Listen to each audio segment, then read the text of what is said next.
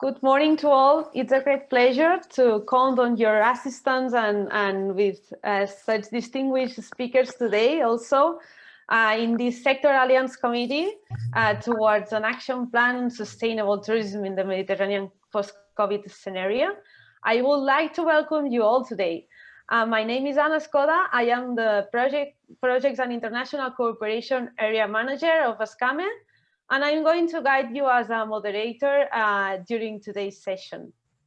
Before start, we must inform you that this section will be recorded without commercial purpose, and personal data won't be shared within third parties. The main purpose is to verify the implementation of the action within the framework of the EBSOMED project, a project financed by the European Union to support BSOs and SMEs in the Mediterranean region. Then I'm going to take a brief check of the Zoom functionalities that may be useful for the audience in order to follow the session optimally. At the bottom right section of your screen, you will see the option for simultaneous translation. Please select the language in which you want to follow the session. It can be English or French. In addition, at the bottom central part of the screen, you will also find the chat box. Please use it in case you want to ask a question to the speakers for the Q&A section. Therefore, we will appreciate if you keep your microphones mute and address all the contributions in writing. The webinar will be structured with an initial contribution from each speaker, followed by a common debate, and ending with the Q&A section and closing. Thus, moving on the central content of the session, it's important that this year ASCAME has launched the recovery plan for new economic development model for the Mediterranean region that includes more than 100 initiatives to reactivate the sectors most affected after the COVID-19 crisis, and also lays the organizations for a new inclusive, integrated and sustainable economic model for the region. Tourism is one of the most affected sectors by the COVID-19 pandemic, since this sector cannot be isolated from local, national or global context of its operation. Many jobs are being threatened around the world, and especially in the Mediterranean region. Nevertheless, tourism is also a key sector that can stimulate inclusive growth, create jobs and SMEs, attract investment, and boost the economy. In that sense, it's time to take the opportunity to position the Mediterranean region as a sustainable destination. Mediterranean tourism has a great capacity and enormous potential to regain the essential place in economies within the framework of priorities for sustainable development. We have to take the pandemic as an opportunity to reconfigure the sector and guarantee not only its growth, but its sustainability, with inclusion and responsibility as a key factors.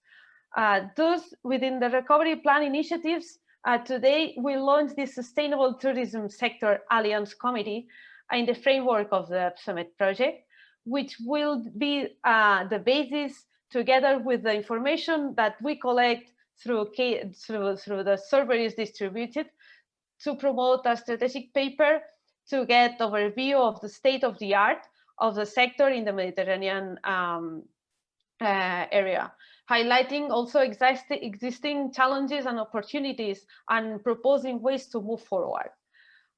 More in detail, on behalf of the International Hotels and Restaurant Association, we will have the pleasure to have the contributions of Dr. Hassan Aidi, a hospitality leader working for over 30 years in hospitality management and operators for hotels, resorts, luxury properties, and the defense of the private sector worldwide. It will be followed by Alberto Rodriguez, project manager of the Barcelona Chamber of Commerce, currently managing Medusa project on behalf of its lead partner, and will provide us the vision, objectives, and main activities, and also the beneficiaries. Thirdly, we will have the valuable participation of Roger Cayat. Roger Cayat is an economic advisor to the President, Chamber of Commerce, Industry and Agriculture of Beirut and Mount Lebanon, with a deep experience collaborating with several public administrations and institutions who will talk about the future of the Mediterranean tourism, the sectors most affected by the pandemic, and the return to the new normality. Then we will have the pleasure to have the contributions of Johannes Papas, Director of the Mediterranean Region Global Sustainable Tourism Council, with 27 years experience professional in engineering and applied mechanics, energy and environmental services, carbon finance, and sustainable tourism. In fifth place, through Omar Hazinek collaboration, who is the Executive Director of the Jordan Inbound Tour Operators Association, with 21-year career path, has been focused on business development with various organizations, having spent the bulk of his time on both hotel development and hotel operators in both Jordan and Ethiopia. With its intervention, we will have the opportunity to know more in detail the tourism sector in Jordan and its recent developments on sustainable tourism. Then, thanks to Claudia Guzon, Project and Policy Officer of the Conference of Peripheral Maritime Regions, being responsible of developing, implementing and monitoring EU fund cooperation projects with a special focus on sustainable tourism projects, we surely expand our knowledge about recent works developed on sustainable tourism and the necessary involvement of local and regional levels. Also following with the valuable contributions of Asia Gezi, project manager at the World Wildlife Fund North Africa and board member of the Climate Action Network Arab World, we will have the opportunity to have the overview about the tourism sector in Tunisia and its sustainable tourism strategy.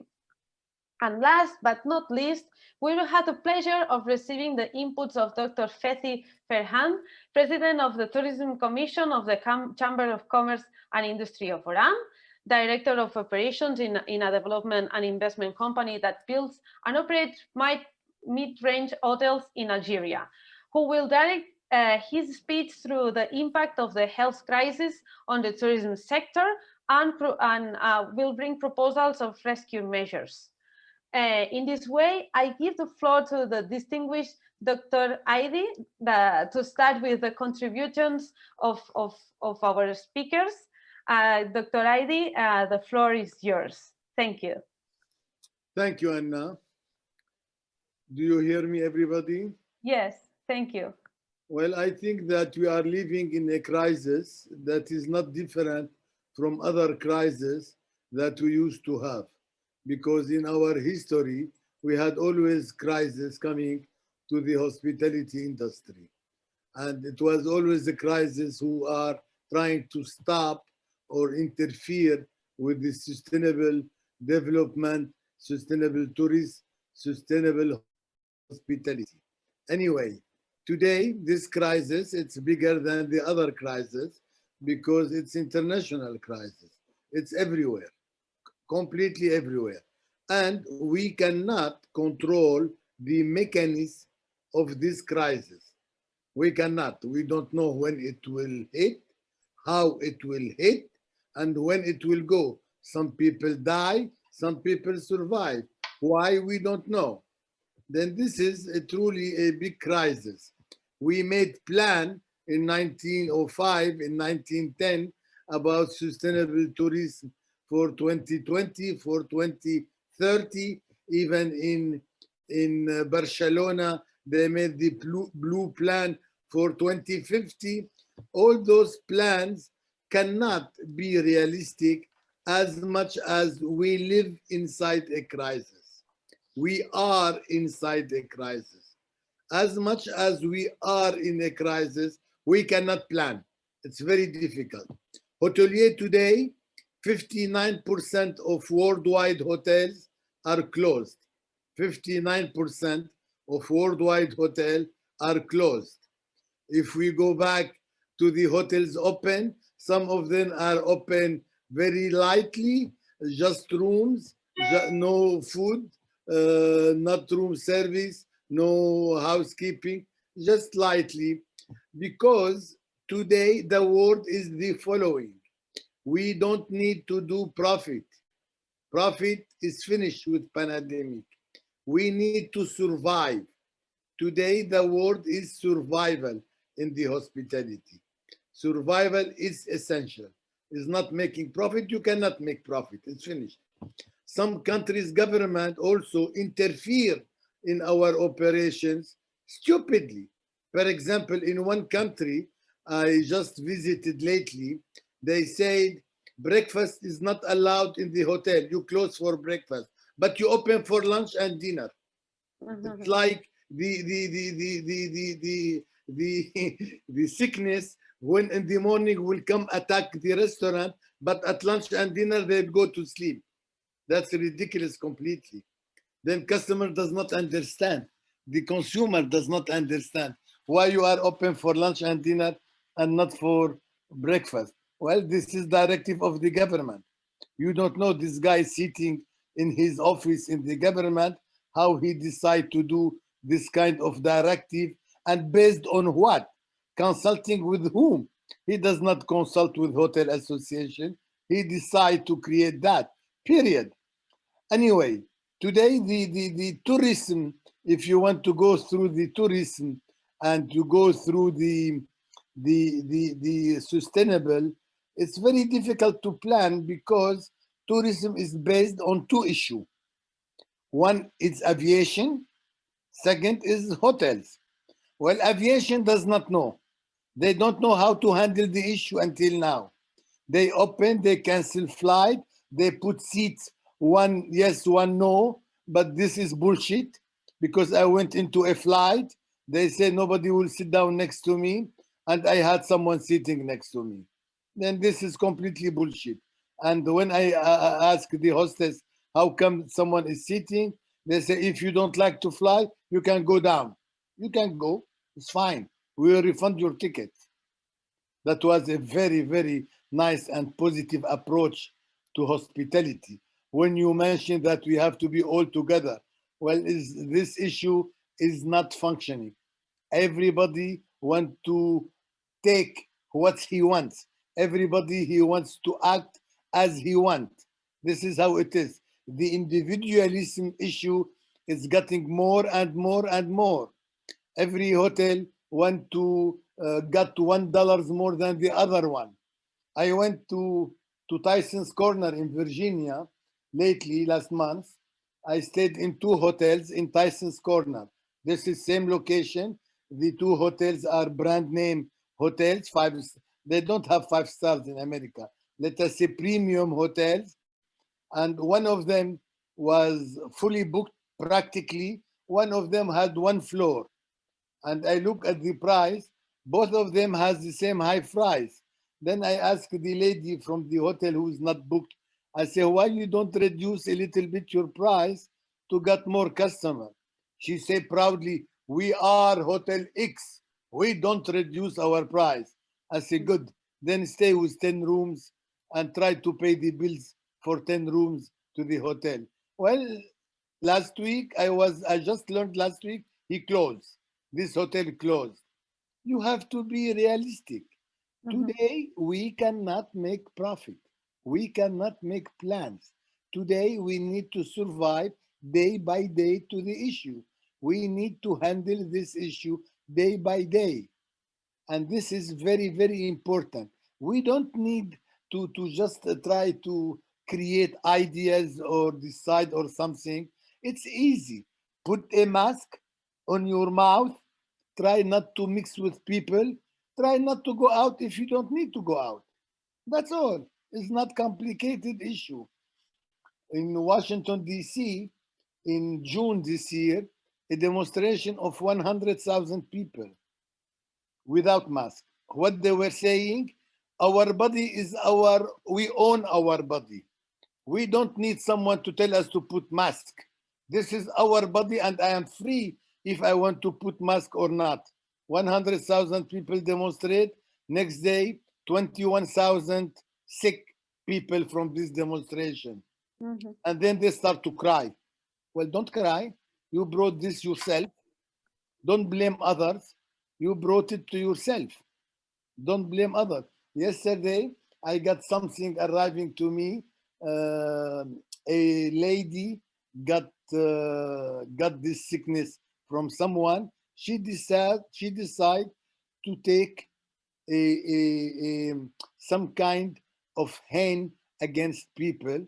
Then she went with her sickness in the middle of a bus, ladies and children, and she gave them this sickness to them because she want to take revenge. She got it from someone. She said, I want to revenge this society. People are getting crazy. People are getting today crazy. And tomorrow when they will open the vaccine, we will see people jumping on the center of vaccine, attacking the vaccine center, trying to steal the vaccine too. This is life. And it's very difficult. We cannot. I try since 1 year, and God knows that we are the oldest association in the world. We are 150 years. We have 500,000 hotels, 500,000. And we try very badly through our internal meeting, through our country meeting, to try to talk about a solution. We never arrive to a solution. We need to wait and see the issue of this things that happen to us, this catastrophic issue. And then once it will start to go, we have time to plan immediately for a lot of things. But let me tell you, the airline is not cooperating with other player of the tourism. The airline are very much individualist. They don't give care about other issues. They want to make money, period. They want to survive. That's all. And it's very hard issue. Now you have people talking about the fish, the big fish who are transporting this sickness over the sea from country to another. I will not go further to this issue. And maybe the bird who go from France to Germany, he will bring the sickness with him to Germany. That is too much imagination, in my opinion. Let's get our foot on floor. Let's think reasonably. We are in front of a catastrophe. We need to survive this catastrophe day by day. We need to survive it for our employees, for our business, for everybody. And a solution does not exist. You can talk about hundreds of solutions. IHRA has been commissioned by 10 different groups in Europe. Can you tell us what we should do? I said, just follow the country regulations. Mask, not contact directly, leave a space between you and your neighbor employees. You don't have a solution. You don't have a miracle solution to do. If we have one, it will be great, but we don't. We have to face it. We have to face it and not to be afraid from facing it. We have to face it with courage. I know I saw a gentleman from Lebanon with us. Not yesterday, last week I was one day in Beirut coming by. Well, I went down in the evening, around 100 young people in the main area of nightclub or stuff. They were going out without a mask. I was the only one with a mask. Maybe they thought he's a crazy man or he's an old crazy man. I am sure they thought that about me. But I kept my mask because it's important to have now to change to change ourselves, to keep our mask every day. This is a new regulation until this epidemic will go. Now, some people ask me, China created this epidemic and now they are not, they don't have it. How come? Well, I am not in China. I don't know what they did in China, but I can tell you some countries, very strict control.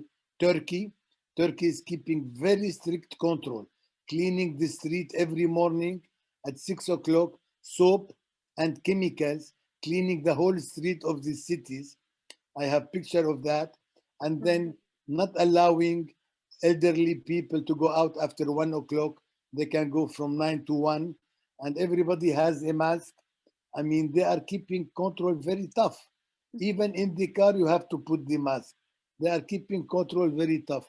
And I think the government can keep control and can help with this issue. And we have to take our own responsibility. We are the leader of this industry. We are hotelier and we are the leader of this industry. We have to take our own responsibility and try to help to reduce this issue. I am sorry if I was a little bit long, but this is what I think from my practice.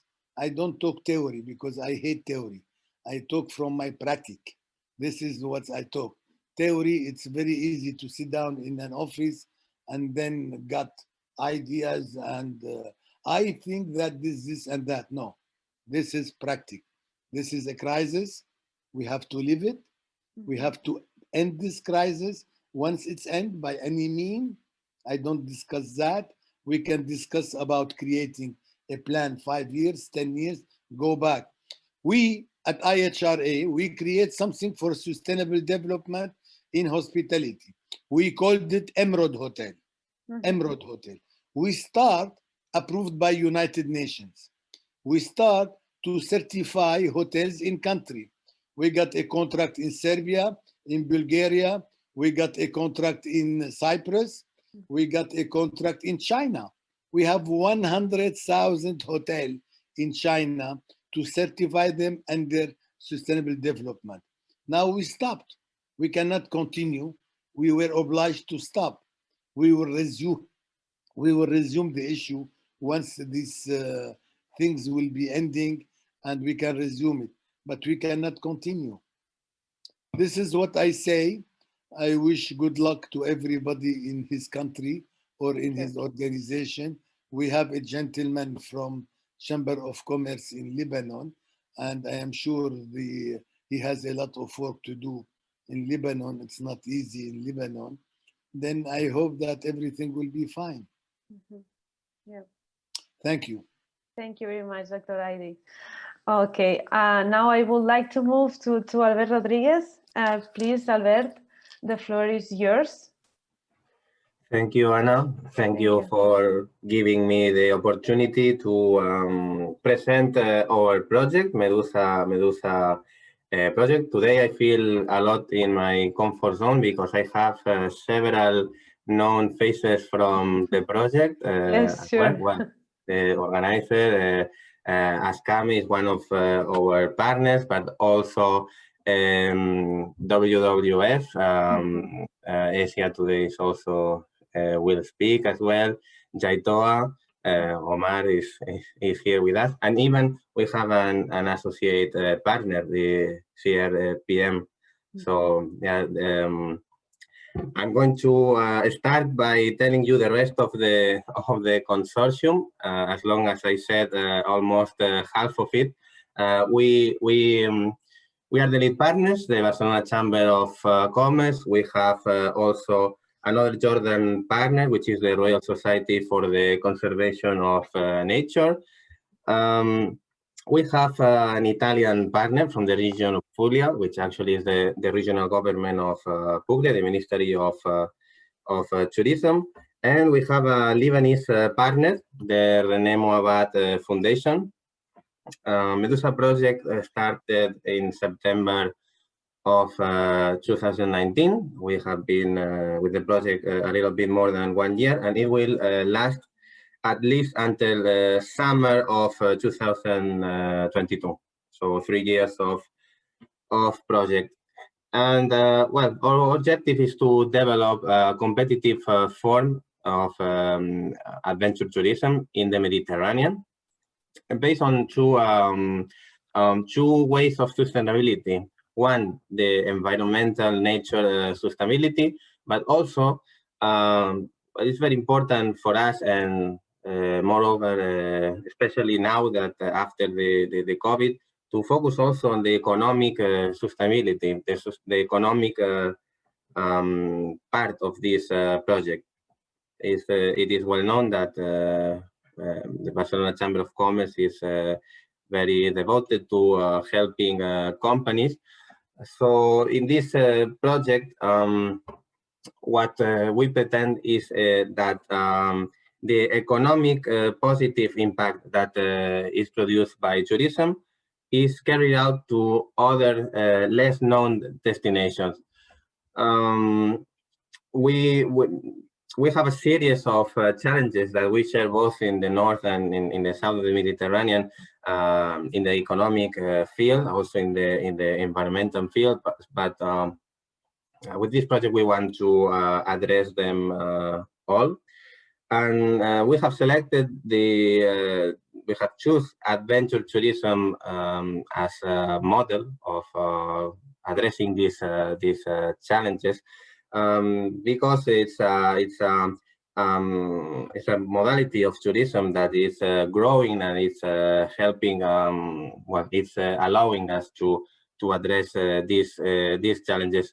We are considering as adventure tourism a broad definition. We are getting the definition of the ATA, which as well is an associate partner of the project, is the Adventure Tourism Association on an international level. So we consider tourism all activities that respond at least to two of the following three elements that I'm going to tell you. It has to be carried out in an environmental, in a natural space.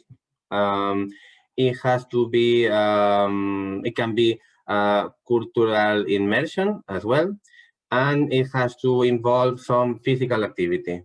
So only having two of these three elements that I just said, we consider the activity as adventure tourism. This is very important to take in mind this, because when we think on adventure tourism, it comes first to our mind very hard physically activities, very active, like snowboarding or things like that. But also it includes some most calm activities. So yeah, that's the broad definition we take of adventure tourism. And well, this project is structured in three big phases, three blocks. The first one is the one that we have been working on the first year of the project, which was the identification and valorization of territorial assets.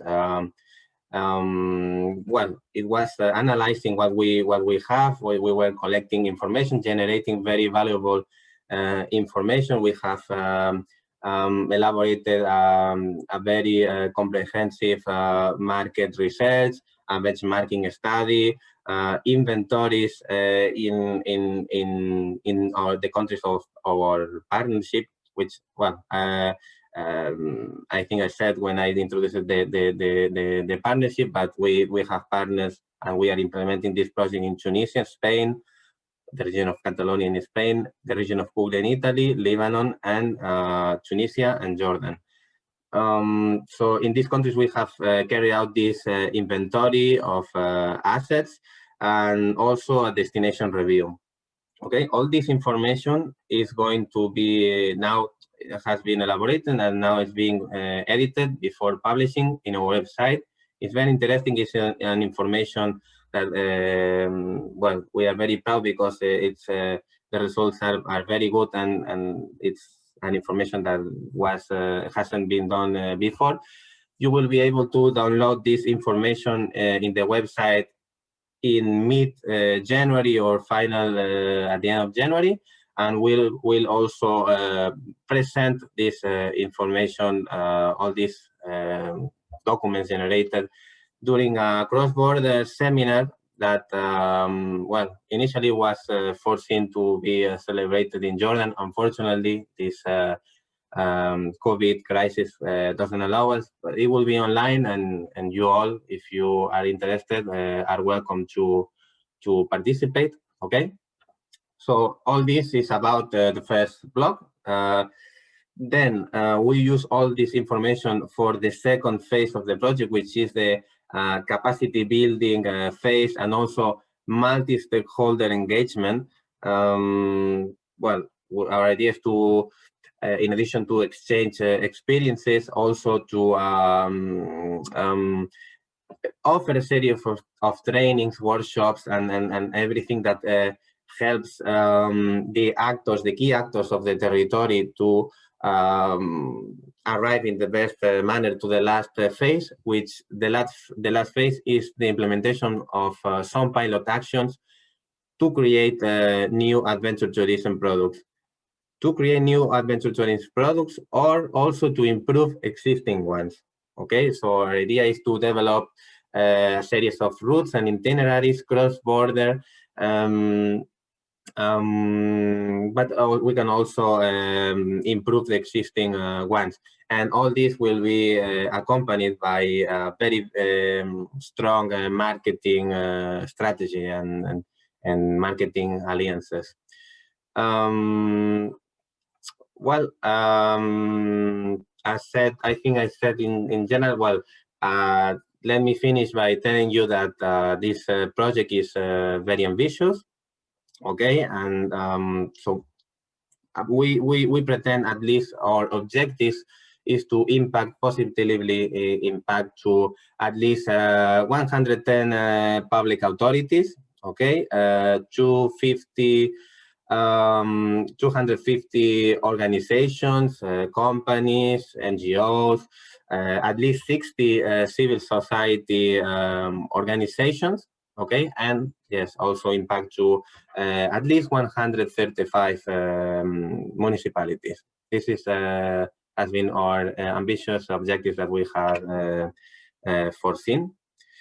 Okay, and that's it. If you have in the questions and answer section, you have any question for me, I will be happy to answer you. I speak a little bit of French, so I will be able to respond in French if you like as well. Thank you. Thank you very much for your contributions, Albert. Okay, now moving please to Roger Kayat. Please, the floor is yours.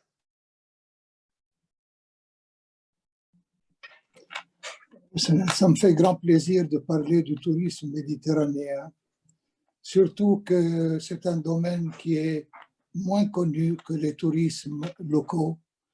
Il y a peu d'informations agrégées au niveau de toute la Méditerranée, alors qu'il y en a pas mal pour chaque pays, surtout les pays du Nord.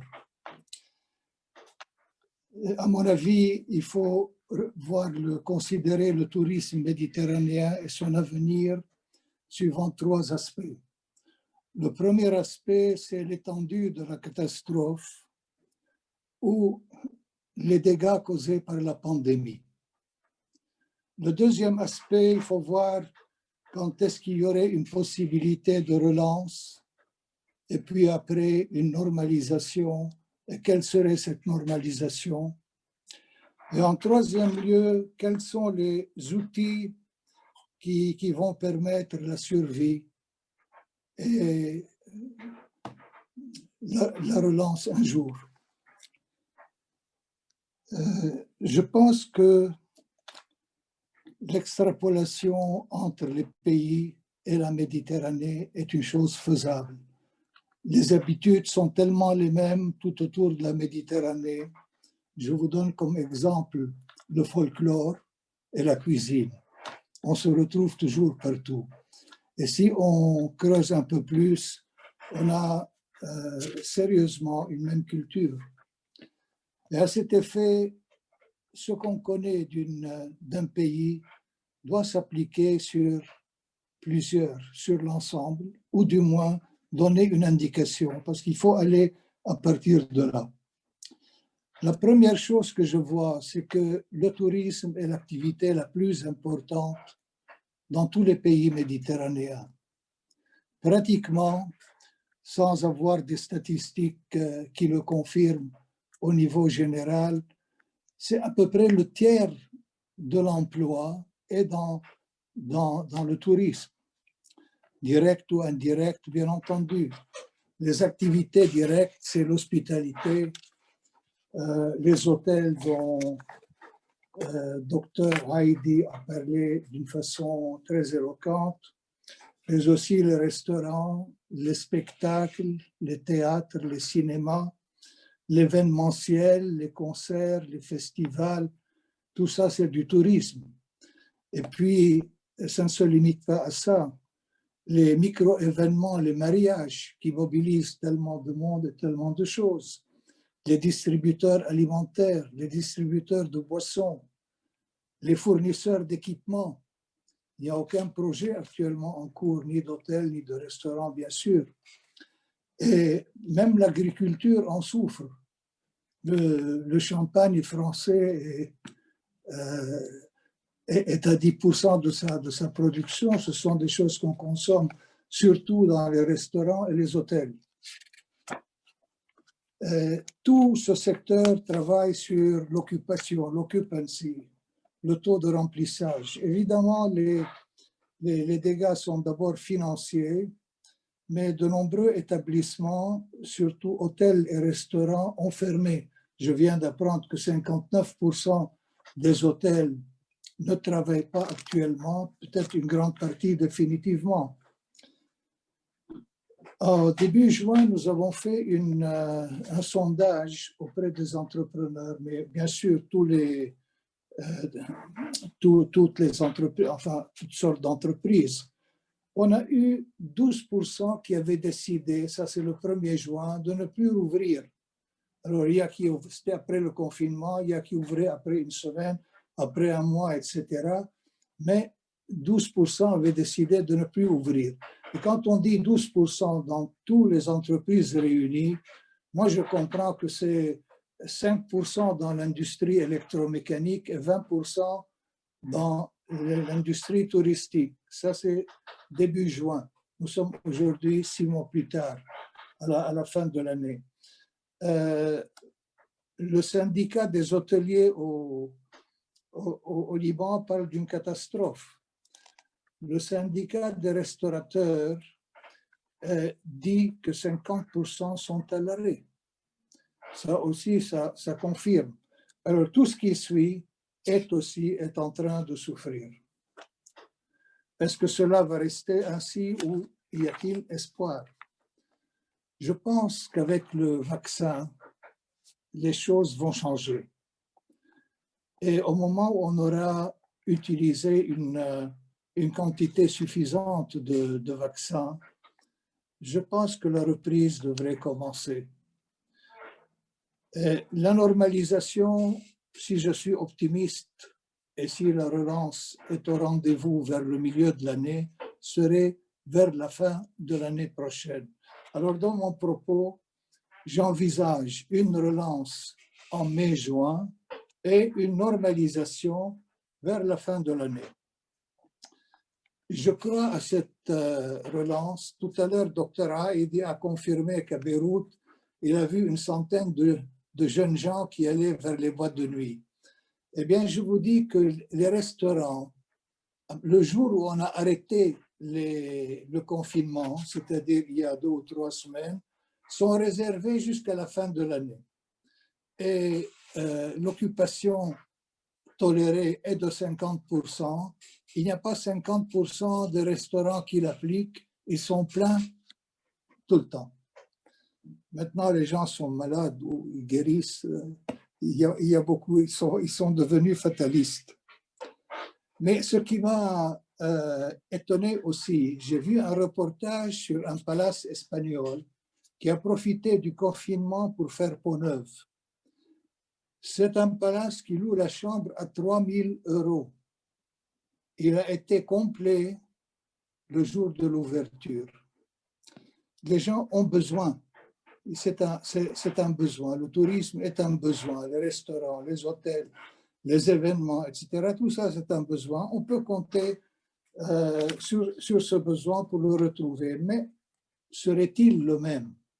Là, le changement est très important. Et dans ce changement, je dirais qu'il y a des éléments à prendre en considération. Il y a d'abord le standard de vie qui va baisser dans tous les pays méditerranéens comme dans le monde entier. Pourquoi?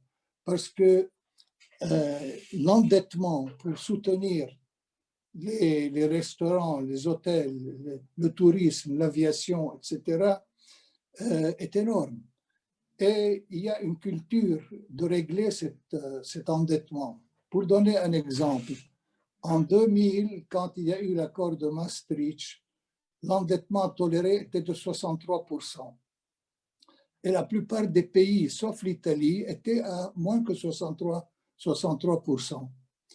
Avec la crise en 2009, la crise importée des États-Unis et qui n'est pas terminée en Europe, l'endettement est monté de 40 à 50%. Donc, il était, au lieu de 60 milliards, de 60%, il est monté à 90 ou 95%. Avec le Covid, il va monter à 120%. Donc, il est double de ce qui était convenu pour que les États, pour que les 27 États puissent fonctionner de façon harmonieuse. Est-ce qu'ils vont décider de régler rapidement en 3 à 5 ans cet excès? Alors, ce sera une déflation, une crise générale. Est-ce qu'ils vont accepter de garder ce financement? Et là, c'est une chose très importante parce que ça dépend de la croissance qu'il y aura. Si on retrouvera une certaine croissance, il y a une solution. S'il n'y a pas une croissance suffisante, nous aurons à volo. Maintenant,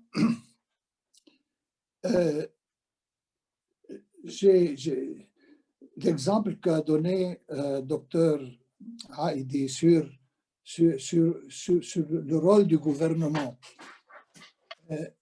D'abord, je salue les gouvernements qui ont soutenu les entreprises et qui ont soutenu l'emploi, bien sûr.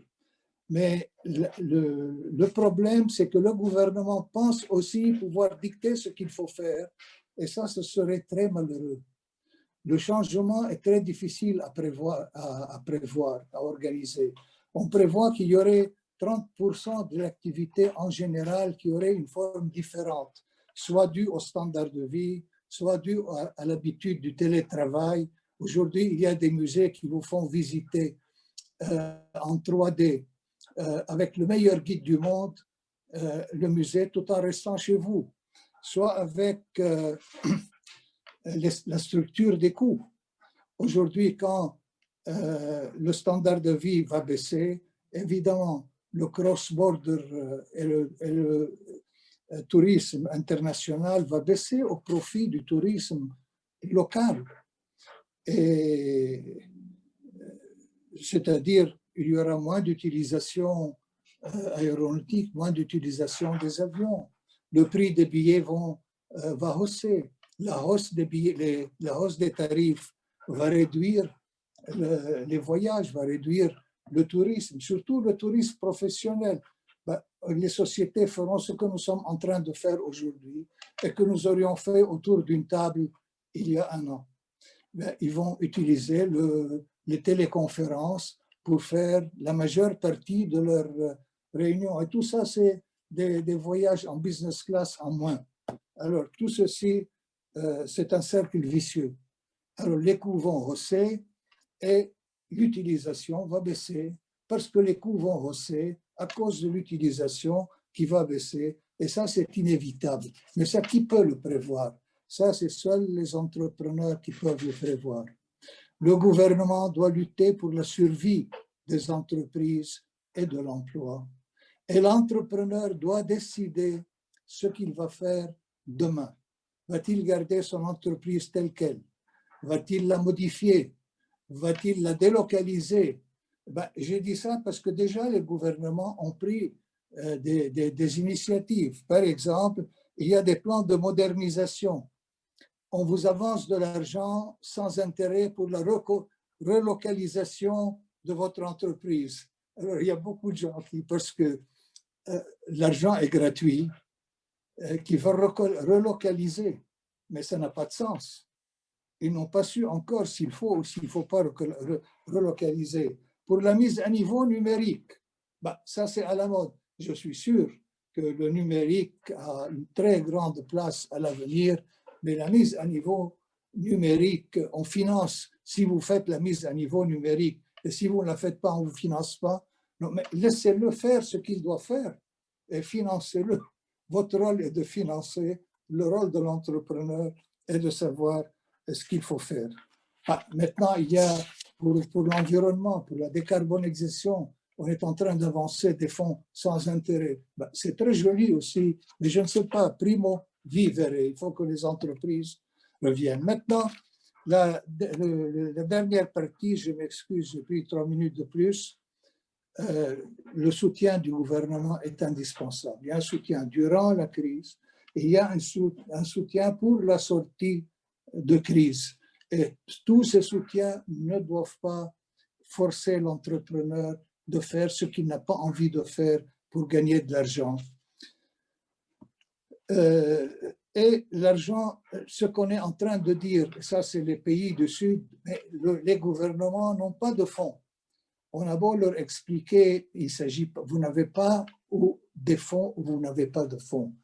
Dans ce cas-là, il faut faire une analyse. Est-ce que le standard de vie de la population après serait meilleur avec 20% des entreprises en moins ou meilleur avec 20% de dette publique en plus? C'est ça l'analyse qu'il faut faire, c'est ça l'équation.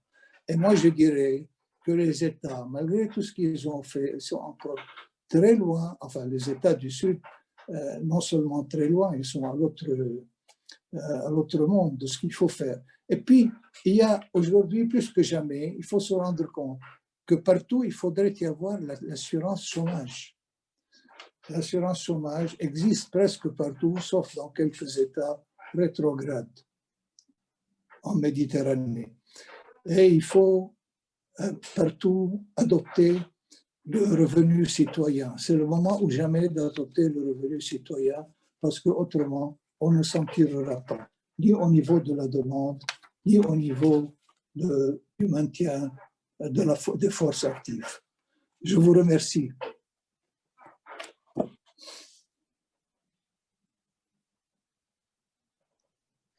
Thank you very much, Roger. Thank you very much, Roger Kayat, for your contributions. Thank you. Now I would like to move to Johannes Papas. Johannes, the floor is yours. Yes, hello everyone. Let me ask you, how much time do you have in order to make this introduction? Around 10 minutes. All right. So, thank you very much. I'm Johannes Papas. I'm in Greece, based on Greece in Athens.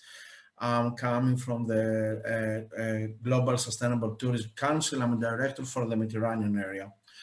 So thank you for the invitation. It is a pleasure to participate in this event, and I would like, let's say, to share my thoughts about one of, I think, the most difficult problem that we have, and we have faced actually this year, and I don't know how much time it's going to take for the next year also.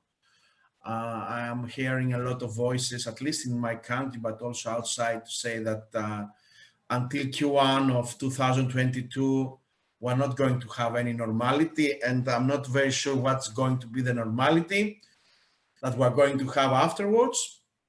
Of course, all the situation with tourism is something devastating for many countries, actually, especially for my country, Greece, but also for many others countries. We are faced actually more than 80% decrease for 2020 compared with the numbers of 2019. So it is, I think it's already a new era. It's going to be something very interesting in the future. We don't really know what's going to happen, but what we know actually is that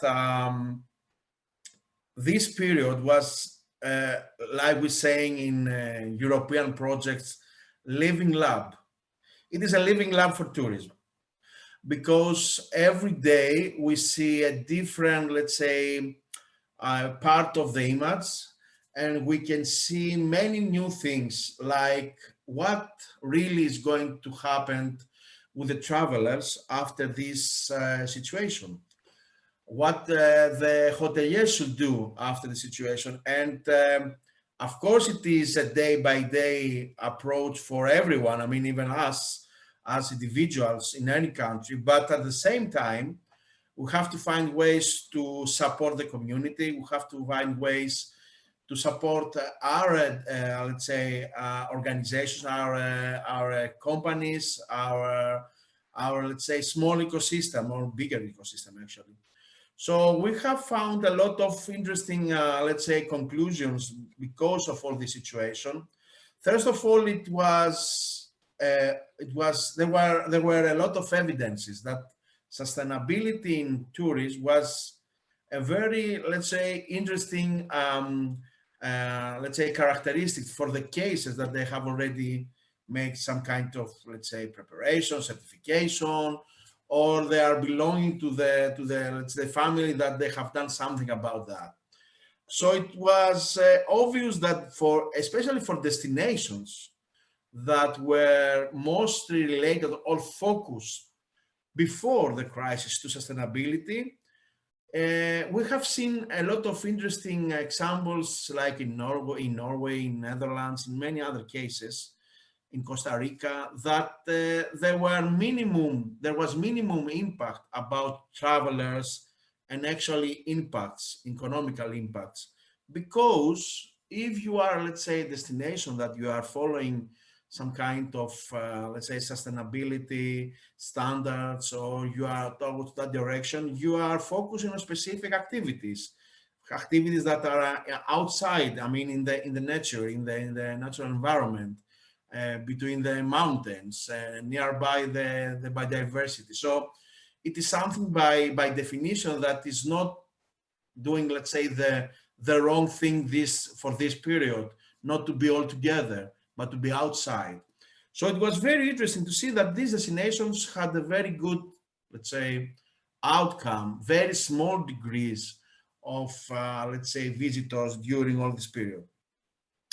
The second thing that is very, very interesting is that we have seen a big increase, actually, a lot of public domain, let's say, entities like governments, like regions, like municipalities, DMMOs, destination management and marketing organizations around the globe, that they are really interesting about contributing or trying to find, let's say, and justify strategies to overcome this COVID-19 situation for tourism more and more. So we've seen these administrations, we have seen these people that really believe that part of the solution, part of the answer is sustainability in many different levels, like destination, SMEs, organizations, or even, let's say, the civil community and the people. So we have seen, at least in our organization, the Global Sustainable Tourism Council,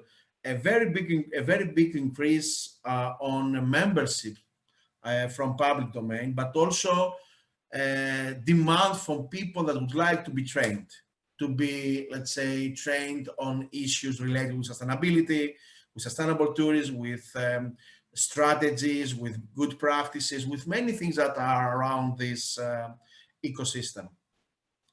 The third thing that's very interesting also is that if you are aware, there are more than, I think, 4 or 5 big consortiums, coalitions, whatever is the name, around the globe, that from big organizations that would like to try actually to create a solution about the tourism of tomorrow.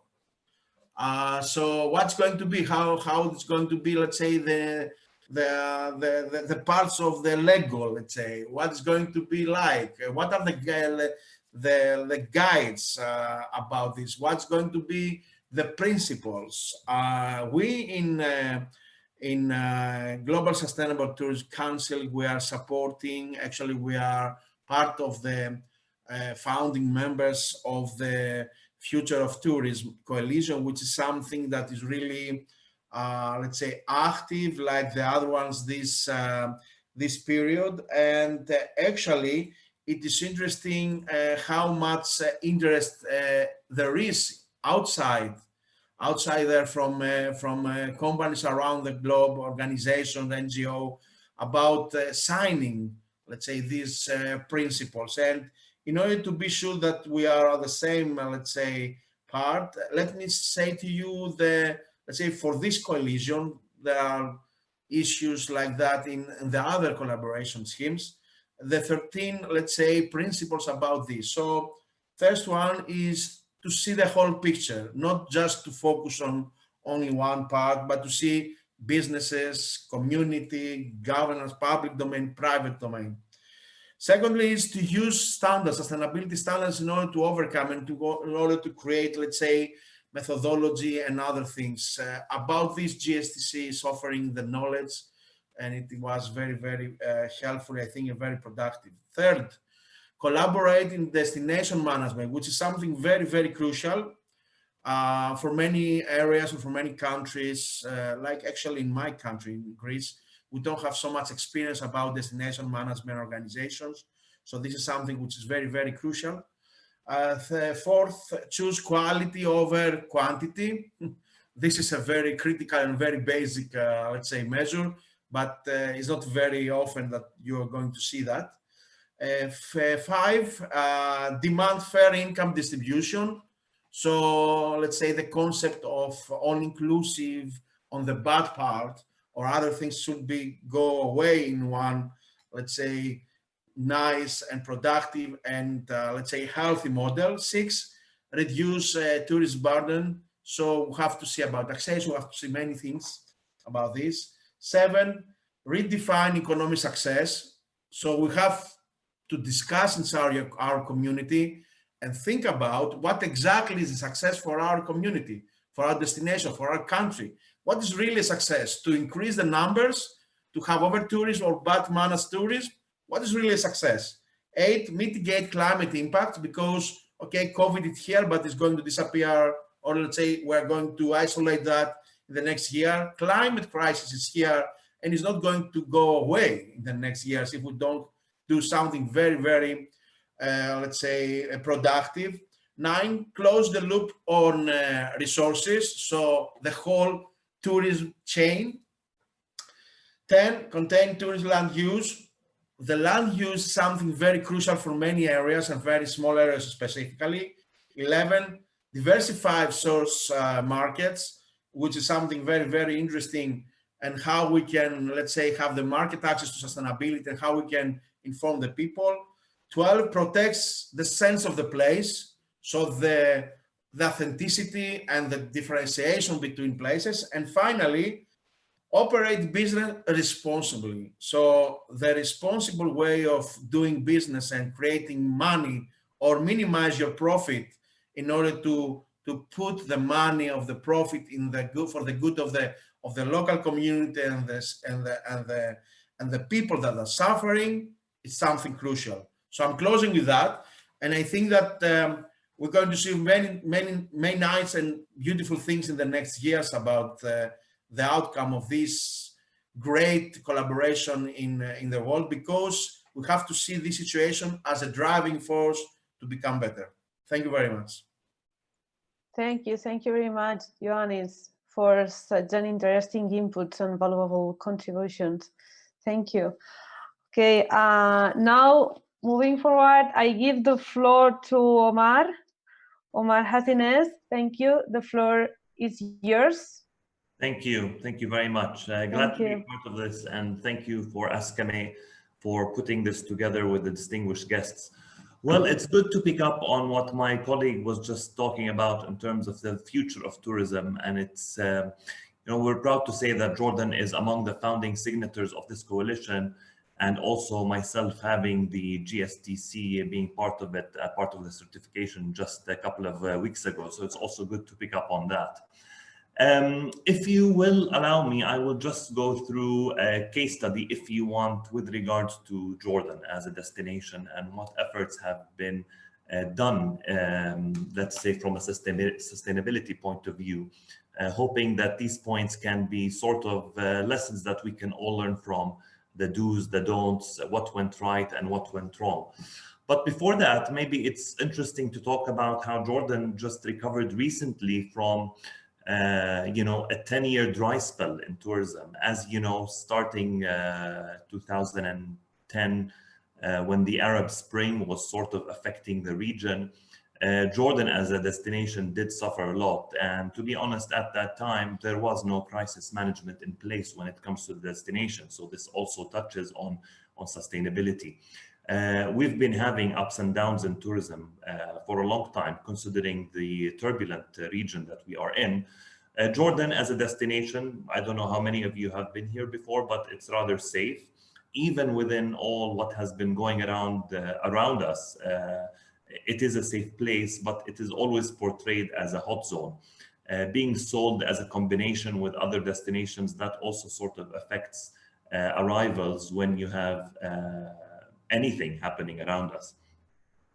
2018 and 19 started to show the comeback of tourism, with a lot of good things kicking in at the same time. The planning, the hard work all paid off. Tourism represented almost, I would say, 14% of GDP in Jordan last year, with an impressive 6 billion in receipts. The number of arrivals also increased 9% compared to 2018. So people started planning for what was bound to be probably in 2020 the best year of tourism, going back to the golden ages of 2010. Tourism establishments were hiring more, they were training more, they invested more in what was supposed to be one of the great years. But again, starting March with major lockdowns, not only in Jordan, but also globally, tourism receipts, as you know, globally went down around 1.2 trillion. This is the estimate. The number of travelers went down drastically, down 1 billion compared to last year. And we're talking about 100 million jobs at risk. This is something that most of the colleagues here touched on. It is now about the economic recovery. And may I add also the social and psychological recovery, because most of us are sitting home, if not us, people that we know. Even if you're working from home, it's still kind of lonely. And being in this sector is all about people. It's all about interaction. Nothing will compensate human activity, if you will, especially in tourism. So the pandemic hit, as you know, tourism receipts. I'm going to talk about the period of January through June this year. Tourism receipts went down almost 60%. The visitor arrivals also another 60% decline, and the overnight tourists went down 60%. So this is really impacting a small country like Jordan. Strict government lockdowns, which I think not a single country got it right. We do not have a manual that we can all go back to. We've seen demonstrations in Europe, we've seen demonstrations in North America, we've seen people defying, if you want, the rules and regulations that were set in place. But let's look at it on the other side. Governments who are dealing with something that they have no idea about, no experience. So I would say not a single country really knew what they were doing 100%. There was a lot of trial and error. Some things worked, some things didn't. But most important is to come out of this with lessons learned, because you never know, a couple of years down the line, God forbid, this happens again in a different scenario. We need to be prepared. So our expectations here for Jordan by the end of 2020 is almost a 60% loss in in businesses operating in the tourism sector. Like my colleagues were saying, you know, hotels are closed, restaurants are working at certain capacity. We still have a lockdown on the weekends here in Jordan. So this also affects almost, our expectation is 50% of job losses. And now, as a destination, we're working on redeployment of these people who are losing their jobs from the tourism sector, maybe to other sectors where they can add value to it. Let me touch a little bit on the story of sustainable tourism in Jordan and what has been going on recently. It is we were one of the few countries in the region with sustainable tourism options, because we realized that this was a trend moving forward. And just like my colleague from the GSTC said, this comes on there should be a buy-in, if you want, from a national perspective, if you want, a tourism board, and then we go down to the trade, which involves the tour operators, the hotels, and everyone, the restaurants, and everyone operating as stakeholders within the tourism value chain. So the buy-in has to be from both sides. If you have only a buy-in from one side, there will be that imbalance. Jordan has been always portrayed as a destination for outdoor enthusiasts, cultures, you know, interested in the Middle East, what's going on. And through sustainable tourism related products, it has the potential to become one of the key economic drivers within the sector. If we want to look at some of the trends that have been happening in Jordan related to this, there has been a rapid growth in adventure tourism and ecotourism. We always talk about quality versus quantity, and this is a part of this debate. Travelers in those segments, when we talk about ecotourism and adventure, they are the kind of clientele that want to dig a little bit deeper. They want to get to know the people. They want to be with the local communities. And I think sustainability, of course, as you might agree, has to do a lot with the people in the destinations that we visit. There's also the debate of tourism versus conservation. And as we know, the devil is in the detail. And the key is on also improving policies to become more inclusive of local communities that are engaged in the tourism sector. The global average, as you might know, for keeping tourism income within a destination is around 20%. In Jordan, we have been able to retain almost 70% in those local communities, which basically allows for the sustainability and development of the tourism product and develop it more. In 2018, the Jordan Tourism Board and Tourism Cares, which is an American nonprofit that we partnered with, launched something called the Meaningful Travel Map of Jordan. You can find it online easily, which comprised of starting with 12 touristic experiences benefiting both the travelers and the host communities. And this ranges from north to south of Jordan. It features travel experiences offered by nonprofit organizations and social enterprises with the aim of ultimately providing a quality cultural experience for both the travelers and then ultimately economic improvements for the communities that host them. Maybe the part of it is to challenge also the charity mentality when we talk about local tourism within local communities.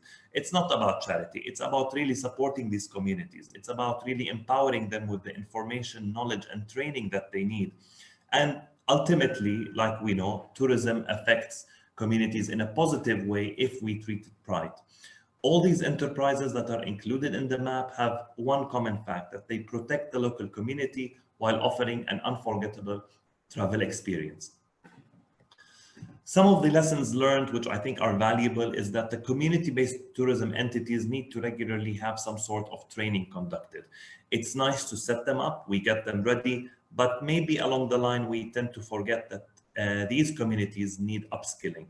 Like every business, they also need to be developed into what the global trends are, what tourists expect, and definitely now that the next wave of tourism is coming, whenever it comes, we also need to be ready for that. And local communities, more than anything, need to be trained. It's not only enough to talk about how the big restaurants or the hotel chains or the bigger establishments that are well set up need to be ready, because they will be, but it's also important to look after those local communities. Before I jump into the role of what the Jordanian government has been doing in terms of mitigating the COVID consequence, it's worth highlighting a successful product that we have here, which is the Jordan Trail. The Jordan Trail is a walking trail that extends from the north to the south of Jordan, covering around maybe 460 plus kilometers. And along this trail, there are more than 60 communities that you are in direct touch with. And these local communities offer experiences that are different depending on the region that you're in. So we are talking about homestays, we're talking about cooking, we're talking about learning about certain community trends within those communities. It's really interesting for those who have never heard about it or haven't been on it. I suggest you look it up online, and it has a deep dimension of sustainability to it. So the role of government, few things that we did here in Jordan that I'm sure many destinations did, but we found them to be very useful for us. So launching safety and hygiene guidelines by the Ministry of Tourism for all subsectors working in those segments. So tour operators, hotels, tourism transport, guides, and antique providers or antique shops, souvenirs, all had to adhere to those guidelines and had to be checked. And with the support of donors, we have been able to provide certification for tourism sector workforce to get familiar and to be certified with these guidelines. So it's not only important to have these published, but it's also important for people to be certified and trained on it. Government also supported businesses through various entities, if we're talking about Central Bank, Social Security Corporation, through grants and very, very low interest loans for these businesses to be repaid over a certain number of years. We always try to work with government. They have been very receptive, especially for the tourism sector, to allow for abolishment of certain levies, certain taxes, because ultimately we all know what tourism has been doing to Jordan. We were very happy to obtain the Safe Travel Zone mark from the World Travel and Tourism Council, which sort of helps in terms of promoting Jordan for what's next in tourism. We continue to focus on safeguarding the workforce, and this is ultimately the aim.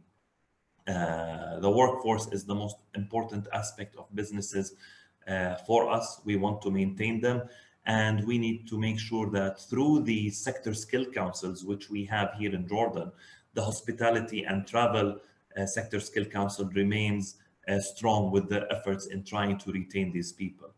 And finally, as most destinations noticed, domestic tourism was the only solution, if you want, during these times to make sure that the businesses, of course, it's not about profitability at this point, but to make sure that the businesses are still there and we are able to also transform what we always offer to the international travel to the domestic market as well, which I think most countries may have neglected over time. I will leave it at there. Thank you so much for listening to me. And of course, this is just lessons learned, and this is my point of view as well. Thank you. Thank you very much, Omar. Thank you for your contributions. Okay, I would like to move now to Claudia Guzon. Yes, hello. Dear Claudia, the floor is yours. Yes, can you hear me? Yes. Okay, perfect. So good morning, everyone. And first of all, thank you for inviting me here today in this interesting exchange. And also, I'm very happy to hear that we are very much in line with some key messages that have been conveyed earlier by the other speakers. I'm here today representing the Inter-Mediterranean Commission of the CPMR, the Conference of Peripheral Maritime Regions. And as you may know, the Inter-Mediterranean Commission gathers 45 regions from 10 countries of different Mediterranean shores. So not only the European one, including also regions from Morocco, Tunisia, and Albania, among others. And we are very much involved in different cooperation projects with a focus on blue growth, especially, and sustainable tourism, of course. As to the content of my contribution today, I give a little bit the regional perspective, let's say. So I'd first of all would like to provide a general overview of our involvement as IMC CPMR in supporting sustainable tourism in the Mediterranean, and in particular in this specific context of the COVID-19 crisis, of course. And I also mentioned some of the recent works we have been carried out in the last months, especially with the focus on COVID.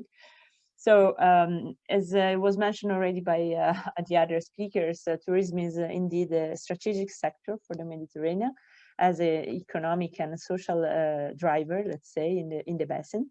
And it has become also from our side a main priority for our regions in the last years, and in particular in the last months, I would say. Already some years ago, within the working group we have dedicated on economic and social cohesion, we have created a dedicated task force that has the task to, let's say, dealing with sustainable tourism and culture issues. So also orienting a little bit our actions in this field. And in 2018, we also developed and adopted a specific political agenda on sustainable tourism. And apart from that, also in parallel, we are, of course, involved in a number of cooperation projects in the field. And I was happy to see also that Medusa was here represented. We are associated partner of Medusa and MedPers and Co-Evolve for BG, funded by the ENI CBC Med program. And also we are full partners in many different Interreg Med projects in relation to sustainable tourism. Let's say in terms of more recent works that I like to mention today, we have carried out a lot of advocacy actions in the last months linked to sustainable tourism and aiming at supporting the resilience of the sector indeed. We try to join the different initiatives and also different fora for debate, where we could also promote our vision towards a sustainable tourism recovery for the Mediterranean. At a global level, we joined the Future of Tourism Coalition that was also presented in very detail by the friend from Global Sustainable Tourism Council. And of course, we are in this initiative together with hundreds of other networks and organizations. And the initiative, of course, it's meant to be advocating for the future of tourism, for a more sustainable tourism, and following the 13 guiding principles that were presented earlier. And also we have co-organized together with the CRICA, which is an intergroup, a specific intergroup dedicated to seas, rivers, island and coastal areas of the European Parliament. We've organized an event especially on the resilience of tourism sector in coastal areas. And also we took part in the EU Tourism Convention organized by the European Commission last October, together with other several organizations that are working in the field. Also, another important work we are currently dealing with is linked to the collaboration we have with the Union for the Mediterranean. So we have a dedicated technical assistance provided by the UFM, and in this framework we are working together with the UFM and also the experts of this technical assistance on a sort of, let's say, operational tool that will focus on a cross-sectorial planning, integrated territorial development and multi-level approach applied to sustainable tourism in the context of COVID-19, of course. And this work will also be based on a previous manual we developed some years ago as Inter-Mediterranean Commission with Platforma, and will be this time adapted to the different territories with a focus on tourism, of course.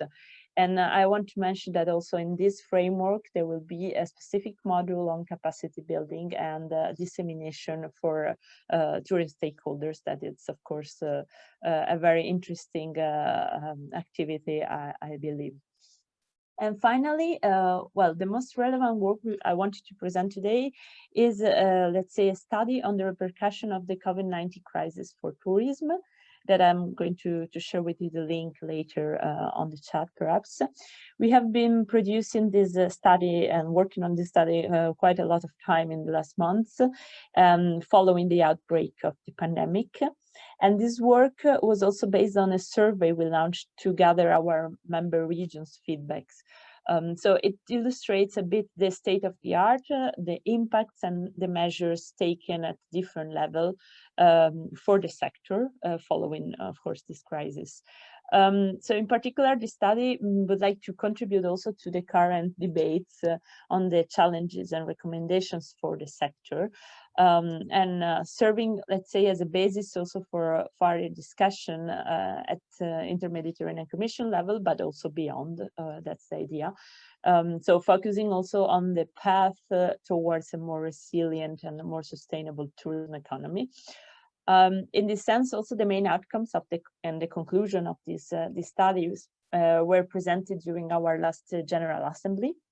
And on that occasion, also, we adopted a political declaration, specific political declaration that included some key messages for the sustainable recovery of the sector.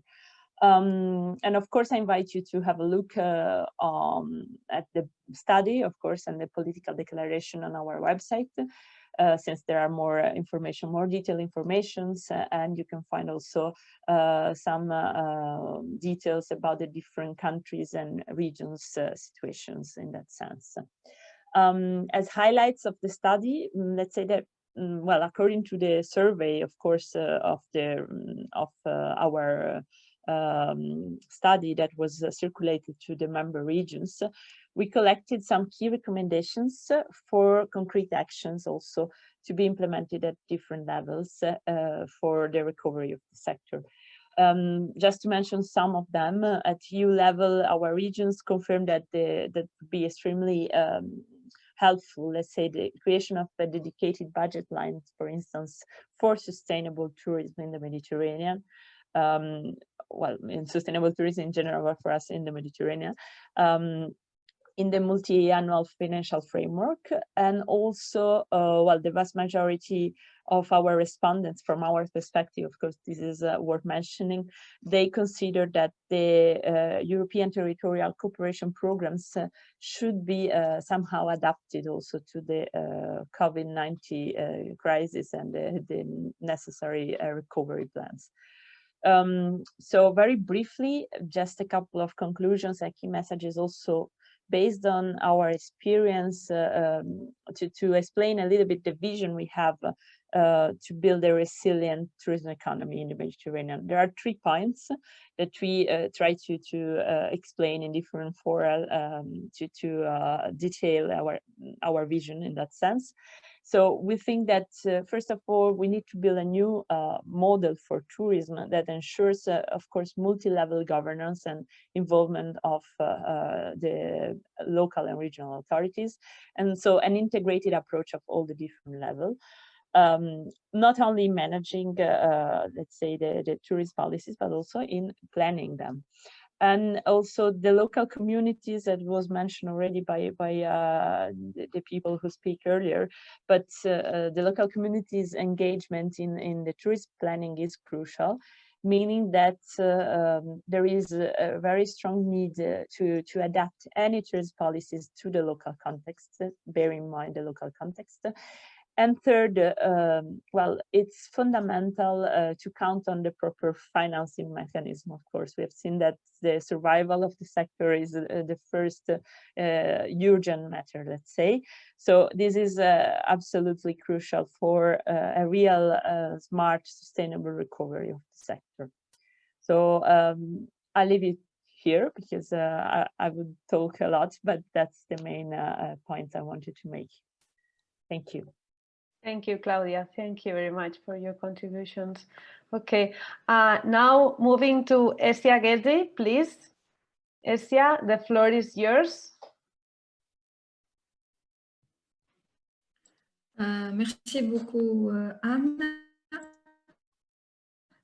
Merci à l'Association des chambres de commerce de la Méditerranée pour m'offrir cette opportunité de parler du tourisme.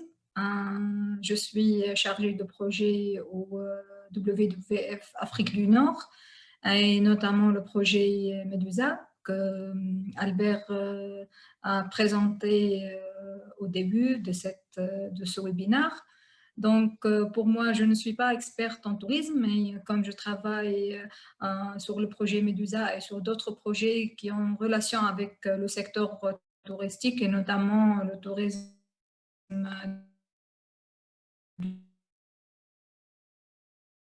durable et à partir du développement durable, les changements climatiques et le développement local. Donc, je pourrais vous donner tout d'abord une idée sur l'impact du COVID-19 sur le tourisme en Tunisie. Et comme tous les intervenants ont présenté, l'impact est malheureusement énorme. Surtout que le secteur du tourisme en Tunisie est un secteur clé et stratégique. Et la Tunisie, depuis l'indépendance, a mis en place une stratégie pour le développement du secteur touristique, et notamment le tourisme de masse, et que le secteur est un secteur fragile. Et du coup, toutes les crises, surtout le Covid-19, mais aussi la révolution, le terrorisme et plusieurs autres risques qui ont fragilisé de plus en plus ce secteur. En Tunisie, le secteur du tourisme contribue de 7% au PIB, donc c'est une contribution importante pour une économie et un pays qui est, comme vous savez, un pays qui est en voie de développement et qu'on a plusieurs défis à soulever, surtout après la révolution de 2011. Aussi, le secteur du tourisme contribue à de 400 000 emplois directs et indirects. Donc, ce n'est pas un chiffre négligeable, c'est très important. Et si on visite maintenant les hôtels en Tunisie et les villes touristiques, on peut visualiser l'impact de la crise sanitaire, l'impact sur tous les secteurs, que ce soit directement ou indirectement, comme le secteur du transport privé, l'artisanat. Plusieurs autres secteurs ont été fortement impactés par la pandémie. La Tunisie a pris des mesures considérables pour faire face à cette crise, notamment durant la première vague du Covid, notamment la facilitation de l'octroi des crédits pour les professionnels du secteur touristique, de donner aussi la possibilité de faire des formations aux agences de voyage, aux hôteliers pour repenser un peu le tourisme et la stratégie et la vision en Tunisie. Mais ces mesures ne répondent pas à la crise, parce que la crise est beaucoup plus forte que des mesures instantanées, des mesures, disons, qui aident un peu, mais pour ce secteur et sa contribution à l'économie tunisienne, c'est un peu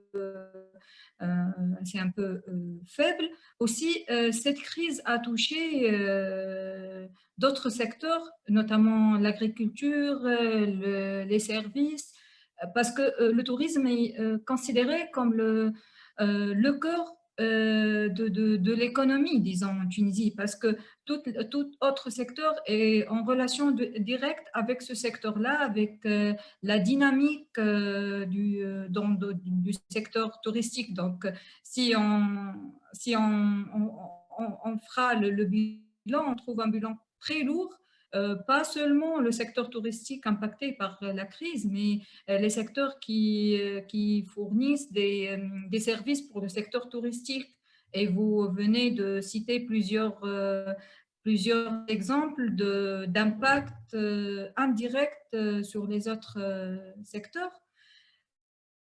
que la situation est vraiment critique en Tunisie. Bon, le gouvernement et notamment l'ONTT, l'Office national du tourisme tunisien, a mis en place une nouvelle stratégie pour la relance du secteur, la création d'un nouveau label qui est qualité tourisme, aussi la diversification de l'offre, la promotion des destinations en partenariat avec des bailleurs de fonds et des organisations internationales pour essayer d'appuyer ce secteur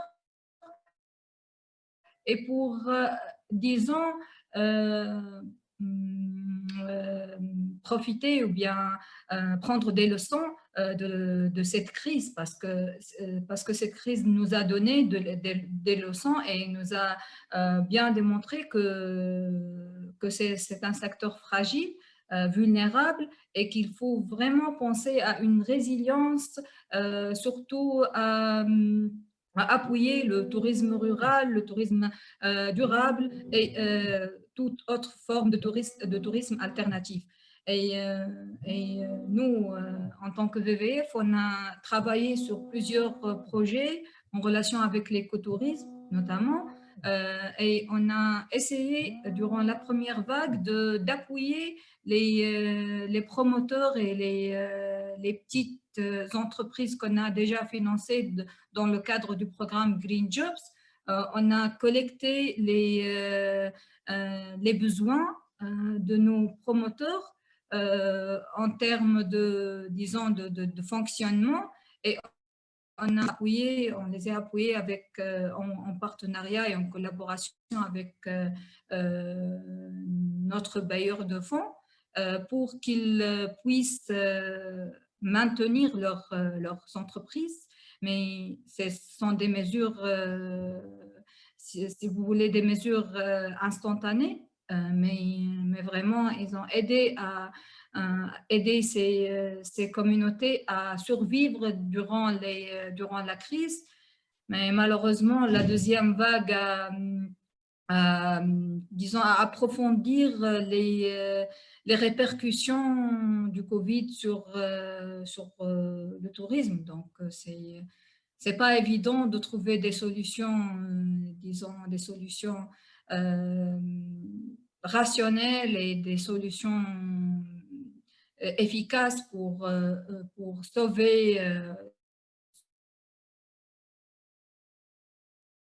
ce secteur. Pour repenser à comment on peut avoir un secteur plus résilient, de penser à renforcer le tourisme local et interne, le tourisme culturel, de promouvoir les destinations, parce que par exemple en Tunisie, on parle toujours de l'hébergement, mais on ne parle pas d'une destination avec toutes les composantes d'une destination touristique. Et actuellement, par exemple, l'Union européenne a commencé un programme qui est Tunis Wijhatuna, où la Tunisie est notre destination, pour appuyer la création des DMO et appuyer la création des destinations en Tunisie, des destinations non classiques, disons par exemple des destinations au nord-ouest, au centre-ouest de la Tunisie, des nouvelles destinations avec une nouvelle offre et des nouvelles activités et des nouvelles infrastructures pour ce tourisme alternatif. Donc, il y a plusieurs initiatives, programmes, des nouvelles stratégies et l'intervenant qui a parlé qui est de la Grèce, donc il a parlé de l'impact des changements climatiques qu'on a commencé à un peu abandonner durant cette crise, mais que vraiment il faut penser à l'aspect de l'impact des changements climatiques sur le tourisme et comment on peut avoir un tourisme résilient tout en prenant en considération l'impact des changements climatiques sur les destinations, comment aussi on peut appuyer le tourisme, appuyer un tourisme résilient et appuyer surtout les communautés locales et les faire intégrer dans le cycle disons, du tourisme. Et, déjà, Notre ami Omar a mentionné l'implication des communautés locales, leur implication effective dans le tourisme d'une manière générale, mais aussi comme des bénéficiaires et comme des prestataires de services, d'essayer d'intégrer toutes les parties prenantes dans une destination et non pas seulement les entreprises et les prestataires de services, parce que les communautés locales sont aussi au centre de ce cycle de services, si on peut l'appeler un service. Donc voilà, je viens de terminer mon intervention et merci beaucoup. Merci beaucoup, Asia. Okay. Finally, last but not least, we will move to the Dr. Fethi Ferhan. Please, thank you very much for being here today. The floor is yours. Déjà, merci encore une fois pour votre invitation. Je suis très honoré de participer à mon deuxième événement avec l'ASCAME. Alors, le tourisme dans les années fin 60 et les années 70, pour vous donner une comparaison, il était au même niveau que le tourisme espagnol. D'accord? Donc, en matière d'attractivité, en matière de potentialité, en matière de flux touristique. C'est-à-dire qu'avec nos amis espagnols, on était côte à côte. Sauf que, comme je le disais, la mauvaise gouvernance et la non-priorité du secteur a fait que le secteur a régressé. A régressé aussi dans les années 90, il n'y a pas eu d'investissement, il n'y a pas eu de développement du secteur parce qu'on a aussi vécu une période trouble, une période sécuritaire et politique trouble. Nous avons connu début 2000 un vrai intérêt du secteur du tourisme par le privé. D'accord, encouragé par l'État, par beaucoup d'incitations financières. Donc, il y a eu des bonifications de crédit, il y a eu même l'octroi de beaucoup de terrains dans le cadre de concessions. Donc, parce que nous avions, et nous avons toujours, un retard en matière de... Alors, en matière de lits, parce qu'il faut bien accueillir il faut bien héberger les touristes. Nous avons comblé, enfin, nous n'avons pas comblé complètement, mais que nous avons développé. Donc, depuis une quinzaine d'années, si mes calculs sont bons, nous avons pratiquement 70 000 lits. Donc, ce qui était déjà pas mal. Mais si on reprend le contexte du développement durable, et surtout que l'Algérie a ratifié les objectifs de développement durable 2030.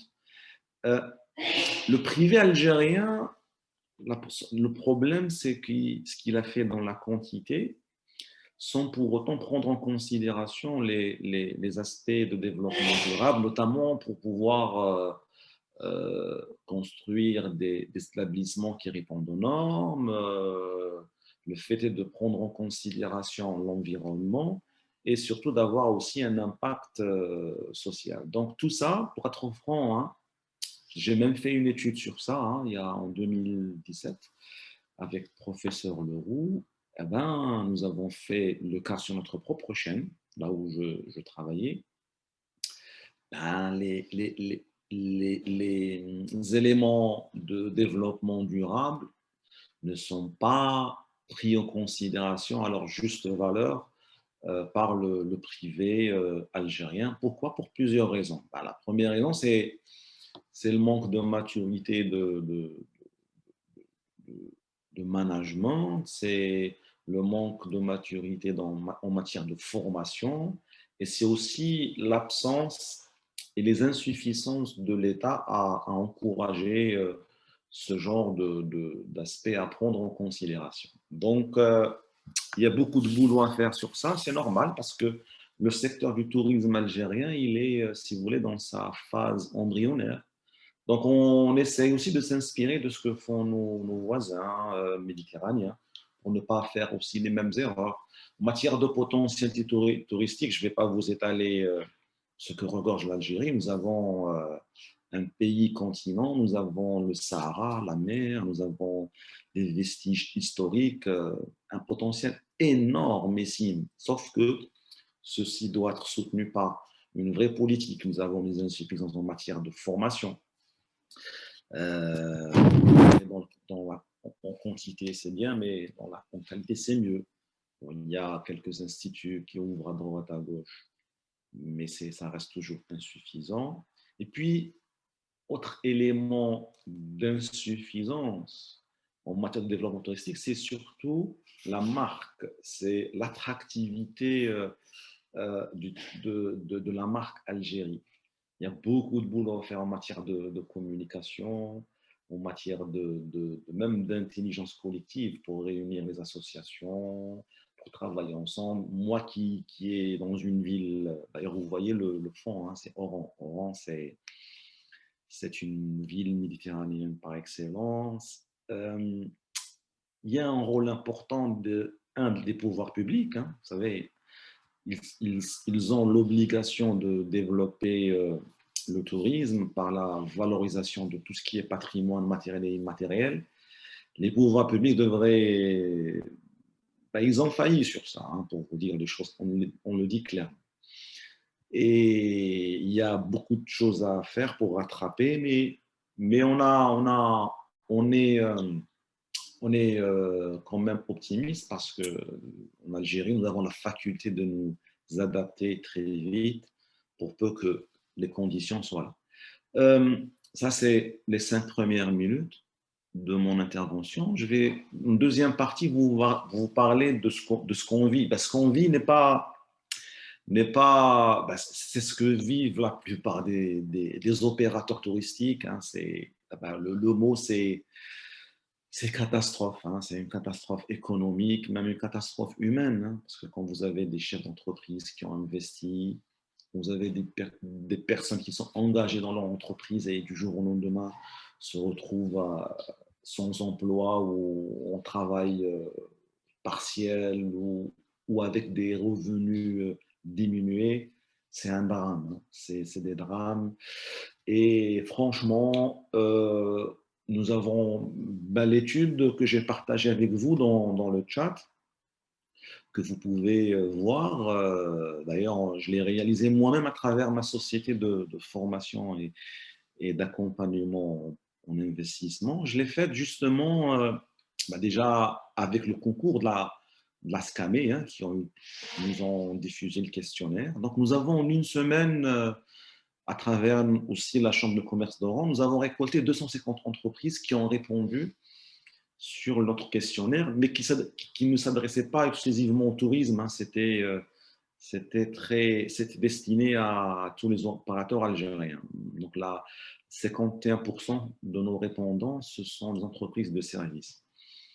Et comme je le disais, déjà en avril, nous avions les premiers signaux alarmants, donc qui suite à la fermeture imposée par les pouvoirs publics, c'était normal, hein, donc il fallait fermer et tout de suite, nous avons les répondants, dont moi-même, hein, qui est opérateur, nous avons ressenti la perte sèche du chiffre d'affaires, donc imaginez 100% à 0% ou 1%, donc c'est terrible.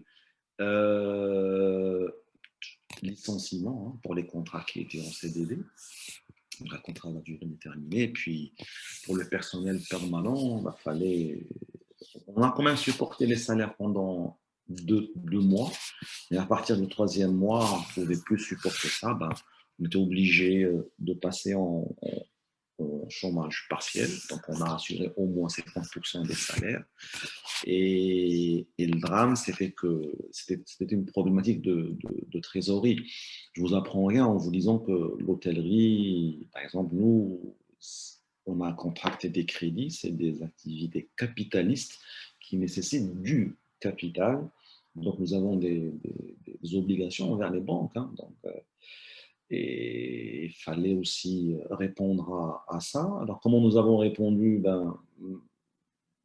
Heureusement, bon, l'État a fait un geste, d'ailleurs c'était le seul, hein, très, très insuffisant, de décaler quelques échéances de 6 mois.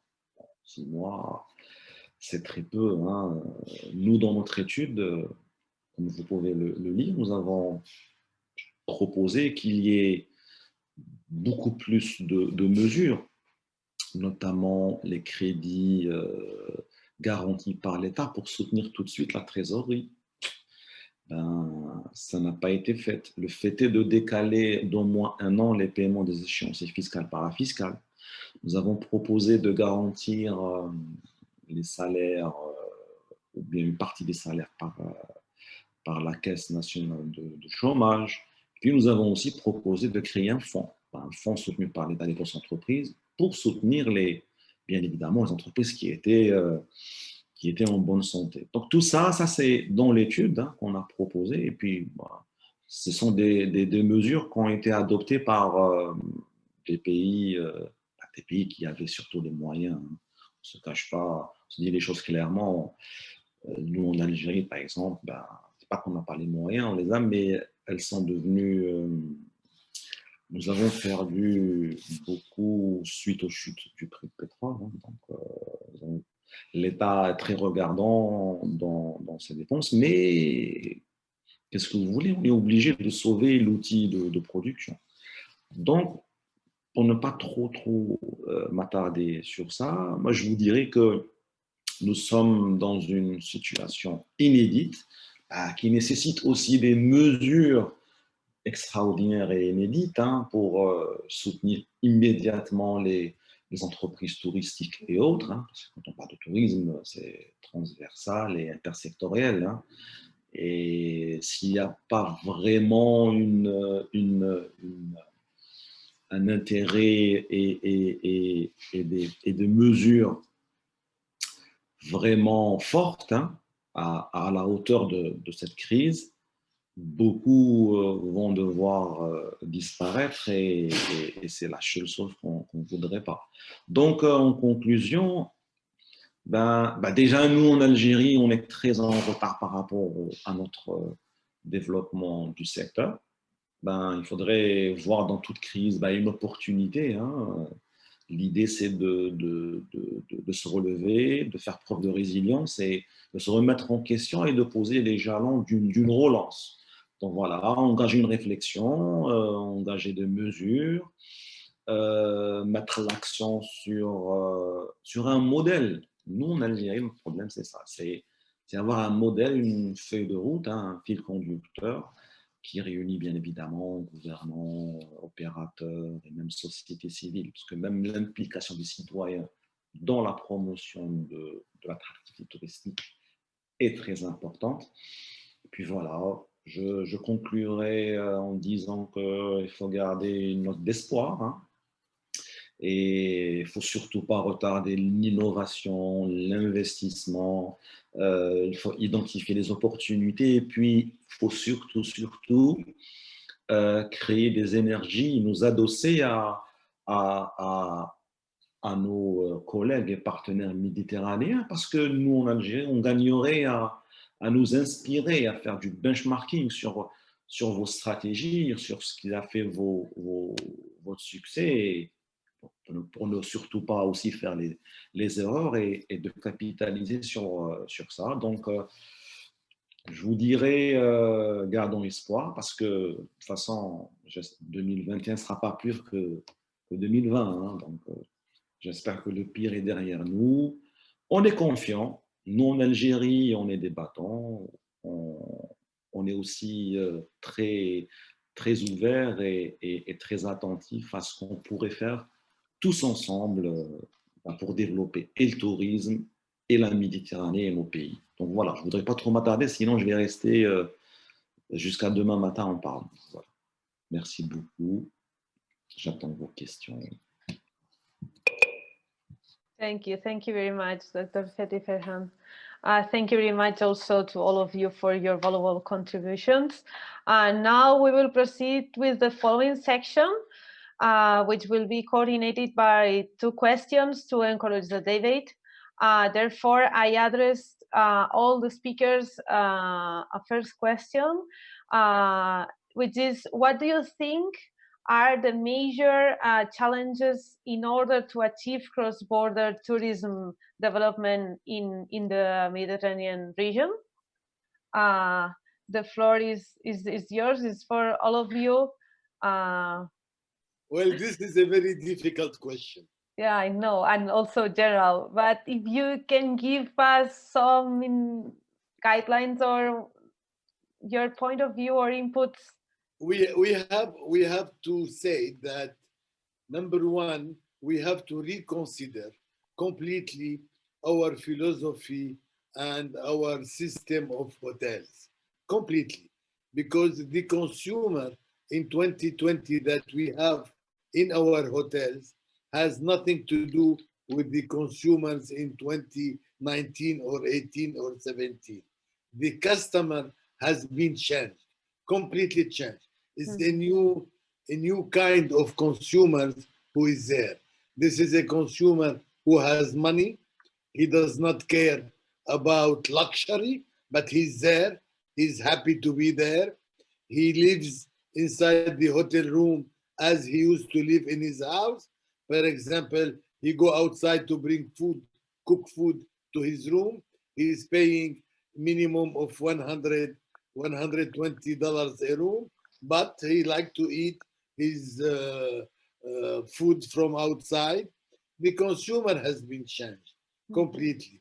The quantity of food at the hotel has been reduced to meet the price of goods that's getting very, very high. The restaurant trying to reduce the small quantity of their food to match the price. They need to do that. This is why 2021 will be, at the first 6 months, I think it will be similar to 2020. If it was improved, if the vaccine had improved, if the COVID-19 went down, then we do hope that the second half of 2021 will start to see some improvement. I say that myself without believing on it, but I said it because we have a hope, and I do hope that. But it is very tough. It is very, very, very tough. We can do any kind of planning. It is very, very, very tough. Anyway, I think Mr. Khayyat or someone else said it, that people need to travel. People need to continue to travel. Traveling is forgetting their problem. They forget their problem in traveling. People need to go to 5 stars. They need to forget their problems. They may go to eat a pizza outside, but they need to stay in 5 stars. They need to live in an atmosphere different from their own atmosphere, trying to forget their own problems and their own issue. Thank you. Thank you very much. Thank you, Dr. Heidi. Okay, Omar Hasines wants to add also something to that question. Please, yes, Omar. Thank you. Thank you. I think 2 major challenges we have today in light of what's going on is the first one relates to the different rules and regulations that the countries are imposing on travelers. So depending if you need to test before or after the departure, quarantine, if anything. So I think this is going to be tricky in terms of to achieve really a cross-border, if you want a tourism product in the region. So until that subsides or comes to some sort of agreement within those countries, it's going to be a challenge. Another one, maybe not related directly to the pandemic, but is a communication challenge, because we are forced to meet, behind screens rather than meet in person. And as we all know, in this part of the world, most of the business is done in an informal setting, not only, it's so I think a lot of information gets lost in translation, if you will, quote unquote, messages not getting across like we need them to. We all know that you know, putting two heads or more together in one setup will definitely give us more of an edge and an advantage in getting the results we need. So I think these two, from my perspective, are challenges that we have to deal with. Thank you.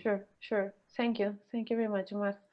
Okay, there are some of the speakers who wants to add something else to that topic.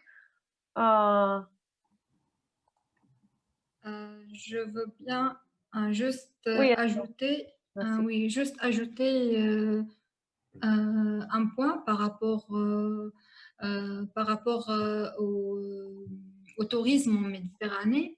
Il y a des barrières liées aux législations, que ce soit au niveau du pays, mais aussi au niveau des autres pays méditerranéens, qui empêchent parfois l'échange et parfois les touristes de la région arabe de voyager à la région, disons, européenne.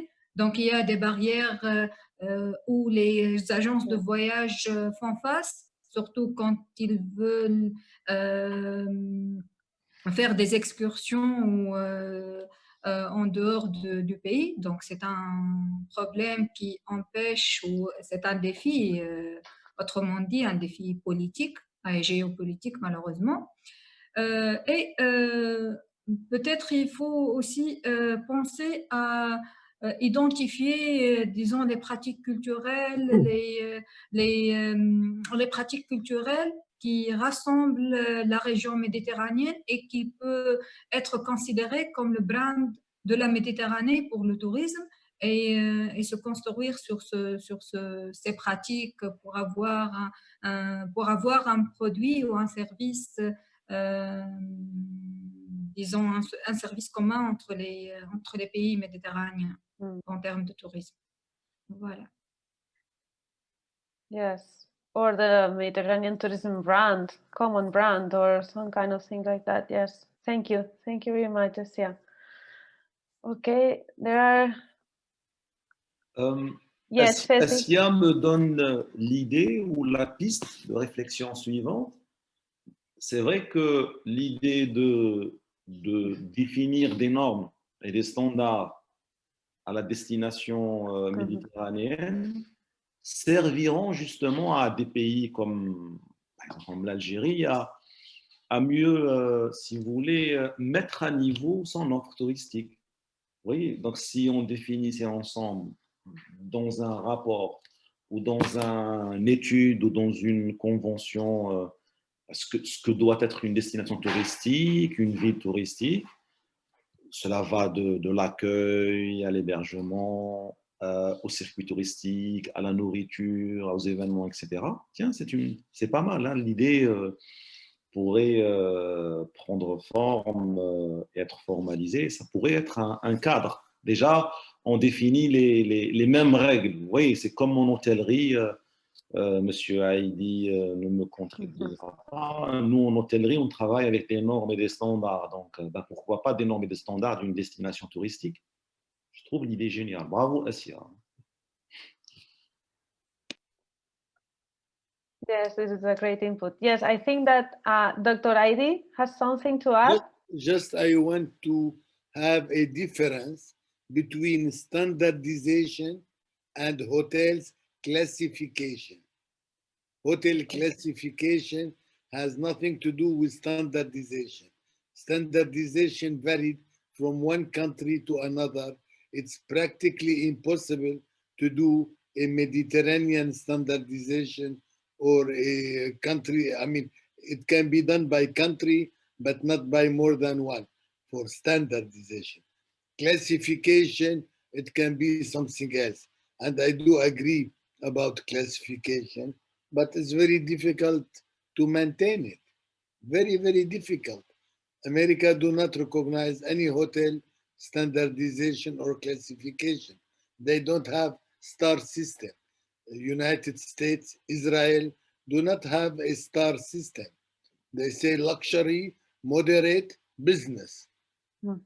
this is their standardization, but they don't have 1, 2, 3, 4 stars. This is classified by some people like mobile, like any other things. But the idea of our friends from Oran, Fatih, the idea is nice to go inside and try to do something in the classification. That would be a good idea, I think. Yes, or use like new tools for cross-border cooperation, Yes. or yeah, I think that it can be a good starting point. I agree. Okay. Anybody else wants to add something to that? If not, we are going to move to the second question. If you like, Anna, I can Yes, sure, please. make the last remarks very brief, because same as Asia, I'm not a tourism expert, but my professional background, my studies are law, and I'm specialized in European Union law and also international law, and I can see from my point of view, I see that actually law is a big challenge. It's an obstacle for establishing a good cooperation in the Mediterranean, in the tourism field, especially north-south. We have had some experiences that prove that within Medusa project there was a case of a contract between a southern partner with a northern European consultant, that it took various months, and if we had done from north to north, it would have been only 1 day. And for me, this is very sad, because sometimes we think that law is like a rule of nature that we cannot break, or it is brought by God. And actually, it's a tool. It should be a tool of humans to help each other, to make things easier and not harder. We are seeing these days with COVID that different regulations in all our countries are producing confusions, and visitors don't know what they need to visit another country. They don't know if they need to make a test or not. Even within Europe, we are very confused, and this is neither helping to fight the COVID from the health side, from the health point of view, and neither is helping tourism companies to have some visitors and organize themselves. So yeah, I see lots of illegal obstacles that impede a good collaboration between northern and southern partners, and this is of course very sad, because cultural differences they don't difficult collaboration. They even enrich us, make us more attractive to visitors from outside. But yeah, for me, these different regulations has no sense, and we should work in the direction of trying to homogeneize all these regulations in the Mediterranean. We should work on this field of belonging in the Mediterranean, so we can well establish a better collaboration, because we as a tourism destination, we share same challenges, and for all of us, we have very similar tourism model, and it's very important tourism for us. I believe in the Mediterranean, the average of the importance of tourism in our GPD, I believe is 6%, which is very high in comparison to other regions of the world. So yeah, that's my contribution to this debate. I could extend to taxes and everything, but I think the idea is clear: is that let's not try to make something that doesn't exist, which is law, something that has to be a tool. Let's make that doesn't impede us to collaborate. Yeah, totally agree. Thank you, Albert. Welcome. Okay, let's move to the second question. Okay. What are the strategic lines in which your country or region is making more efforts in order to achieve the sustainable tourism?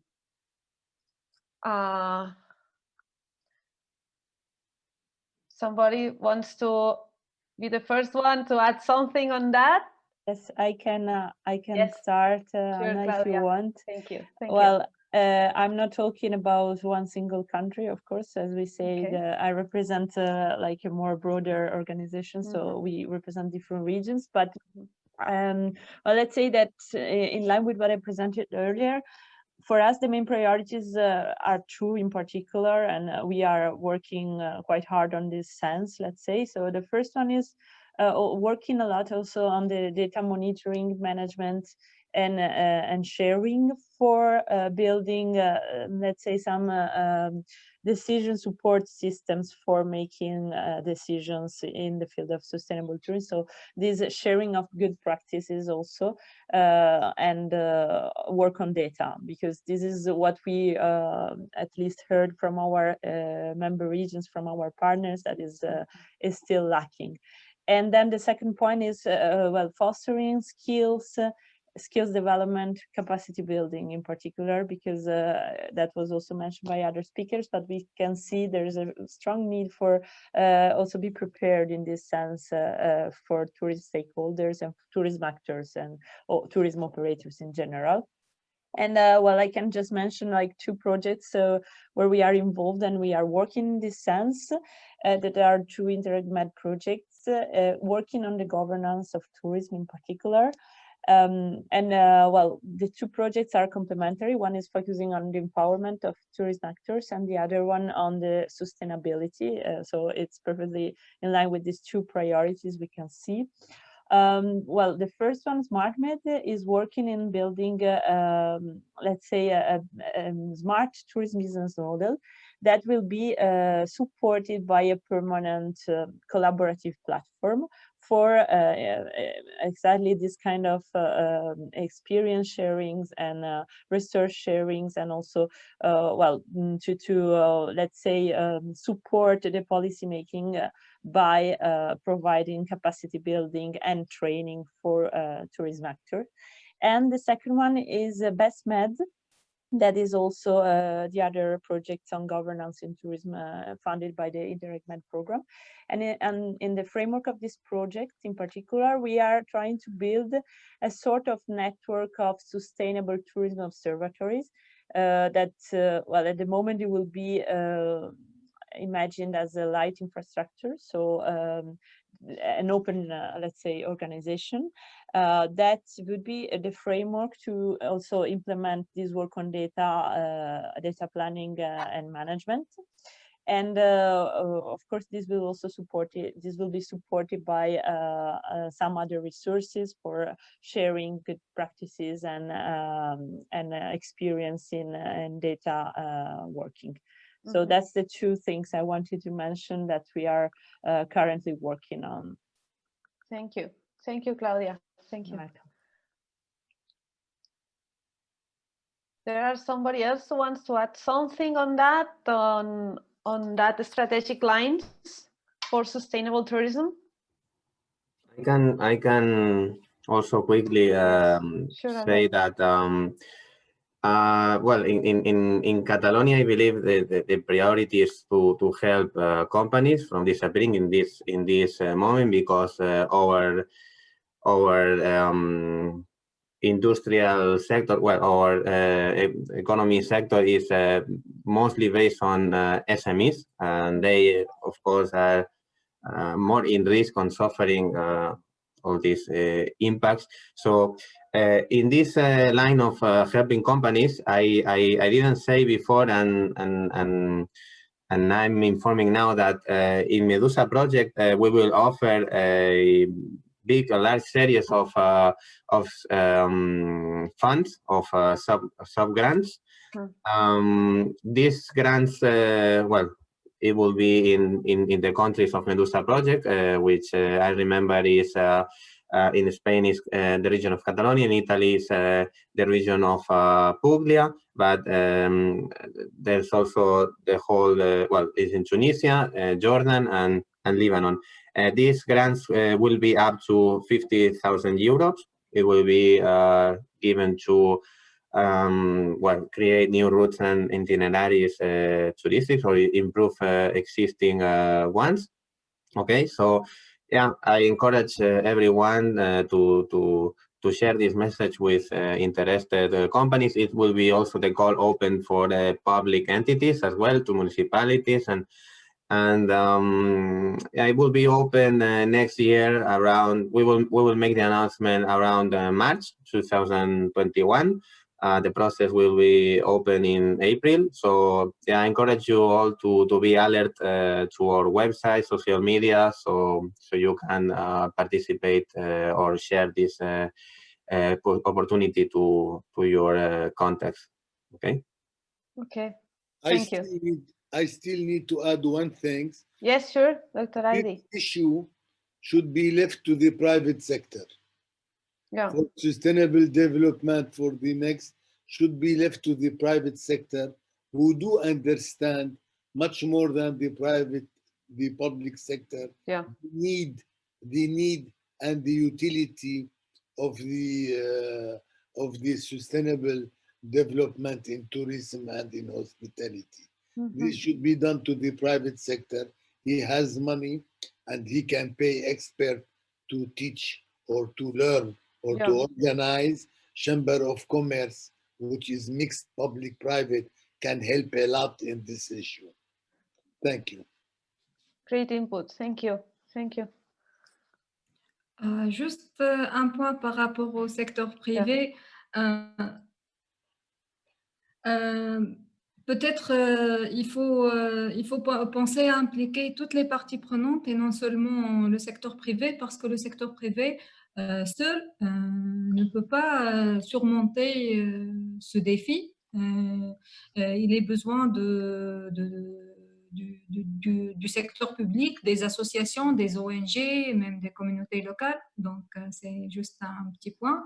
Par rapport peut-être à la Tunisie, déjà le gouvernement ou le ministère du Tourisme travaille actuellement sur une nouvelle stratégie de tourisme 2030 qui prenne en considération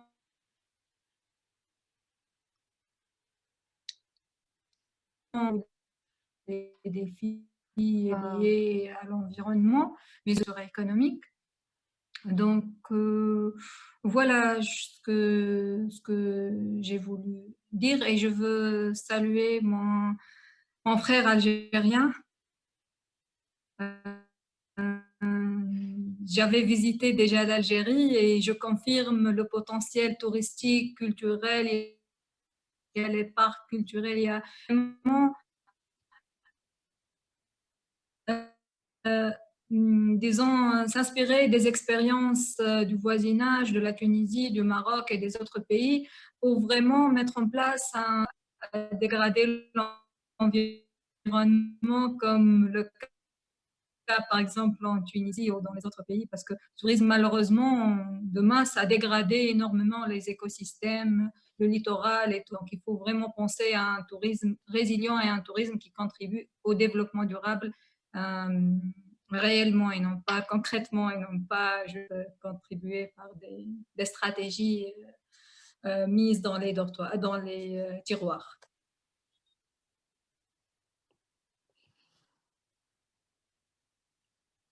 Thank you, Esther. Thank you. Thank you. For sure, it's so important to involve all the stakeholders, private, public, PSOs, also the civil society, if we can do it, also to involve them as a key stakeholder. For sure, it's so important. Thank you. Okay. Somebody else wants to add something? If not. Une dernière petite chose, si vous permettez. Nous, en Algérie, on est en phase de lancement d'un nouvel modèle économique suite à à une nouvelle gouvernance. Et je pense que du moment qu'on est en phase de construire toute une nouvelle politique, nous sommes très motivés, très optimistes à œuvrer tous ensemble pour relancer le développement de l'Algérie. Et j'en suis sûr que le fait est qu'on est en réflexion pour un nouveau plan économique. Ben, l'idée, c'est d'intégrer et de profiter de l'opportunité à intégrer justement les éléments et les stratégies de développement durable du moment qu'on a ratifié les objectifs des Nations Unies pour 2030. Donc, je pense que, c'est vrai, on est en retard, mais ce ne sera jamais en retard pour bien faire. Donc, je pense qu'on est devant une nouvelle Algérie, donc devant un nouvel modèle économique. Donc, on espère l'intégrer en collaboration aussi avec nos partenaires méditerranéens. Donc, voilà ce que je voulais dire. Merci encore une fois de votre invitation. Thank you very much, Dr. Fethi. Thank you. Okay, now let's move to the Q&A section. Okay, first of all, we receive a question to Johannes Papas related to the initiatives of the Global Sustainable Tourism Council, which is asking about the destination assessment of 2 Greek destinations. How this initiative can give answers on the future of the Mediterranean tourism.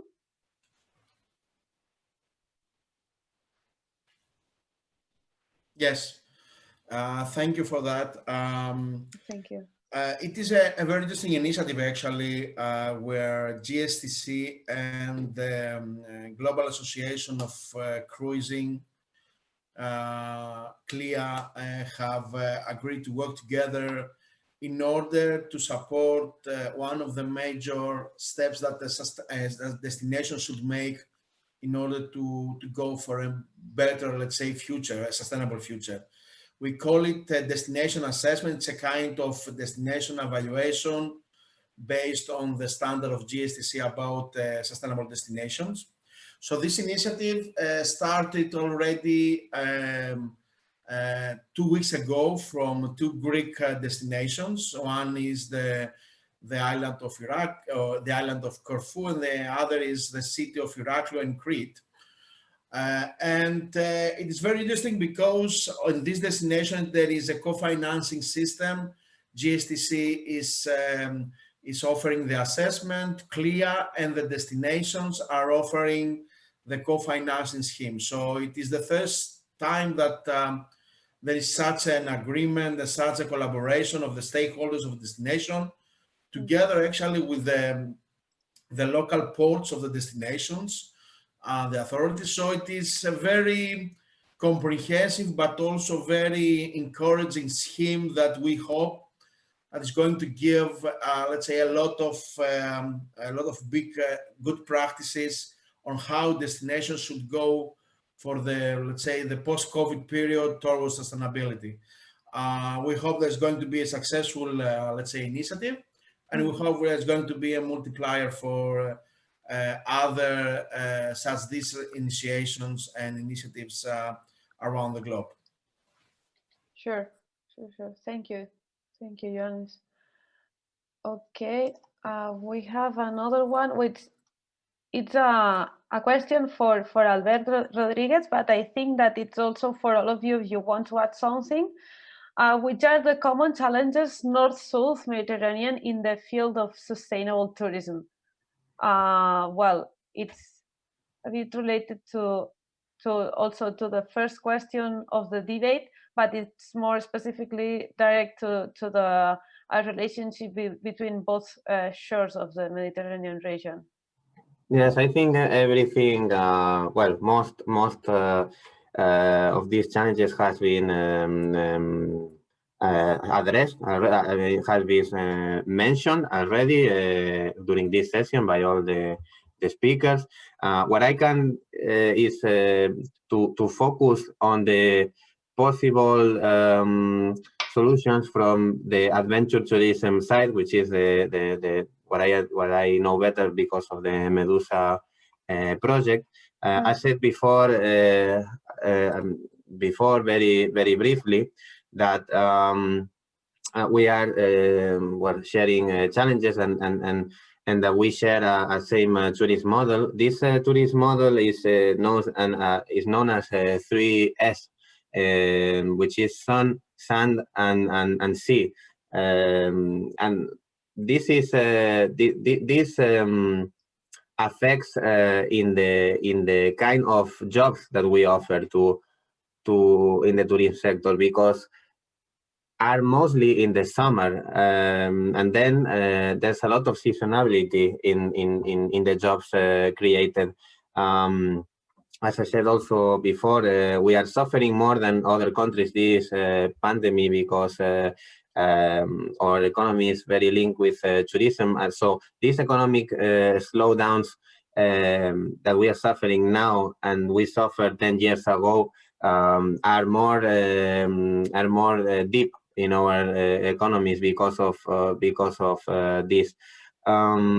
We also, I don't remember who said also, but someone mentioned about our security problems. We also share these security issues, terrorism attacks from times in the north and in the south, in the Mediterranean. So well, tourism, adventure tourism is a good model of tourism that we are trying to develop with Medusa project, because there are several activities, up to 34 activities that can be implemented during the whole year.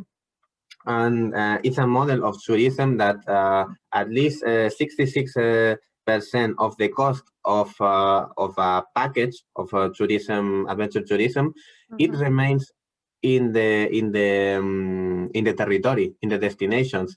Mass tourism, for example, cruises, usually it only remains the profits, the benefits, the positive impact in the territory up to 20 to 35%.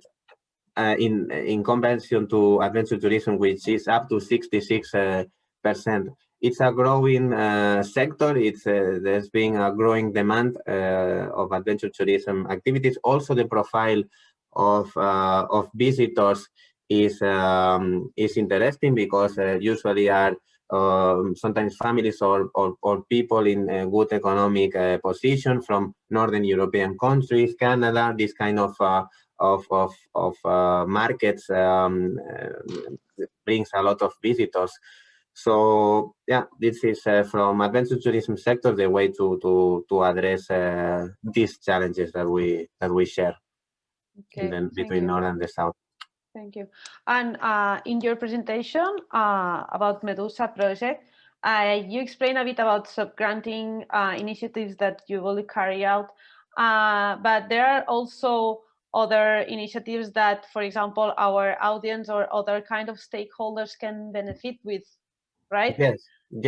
In addition to the sub-granting that I already mentioned, we are currently offering some trainings. We have we are about to finish in some of our countries the first training based on sustainable management. But it will come more trainings of business plan, of local guides, also workshops of co-creation of products, a lot of activities for capacity building of local stakeholders in our countries of implementation.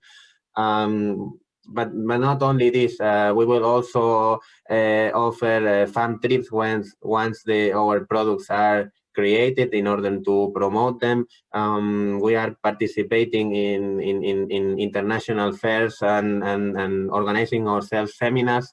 I believe I said it in the beginning. All the information that we have generated within first year of the project, which I think it will be much of your interest. It will be presented during a cross-border seminar, and this seminar is about to be announced, but it's going to be celebrated in the second half of January. So I encourage you all to be alert in our website and social media to see when this seminar is celebrated and to attend it if you like. I'm sure you will be interested in it.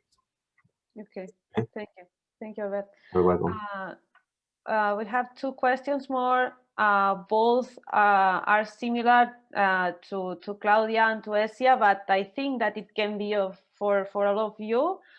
What should be the key priorities towards a sustainable recovery of tourism in the Mediterranean post-COVID scenario? If you can bring some kind of examples of projects or initiatives or plans that you are involved in, and you can share like as a kind of good experience sharing with all of the audience we have today. Yes, well, as I said earlier, the two priorities are mainly related to the work on data on tourism, and the second one is skill development. And also, apart from the two projects I mentioned earlier, we have a lot of other projects that work in this sense for the support to this kind of skills development and data working. We are working also in projects on ecotourism that was mentioned earlier by other speakers. We are working in deseasonalization of tourism, in particular with the focus on islands. So we have a lot of different examples. And also, as I presented at the very beginning, we are working with the Union for the Mediterranean, in particular, on the development of skills for the Mediterranean actors as a whole. So always considering the Mediterranean as the whole basin, not only one part on one shore. So we have a lot of different examples of the ways we are doing this kind of work of supporting sustainable tourism. Okay, thank you. Merci. Donc pour le VVF, on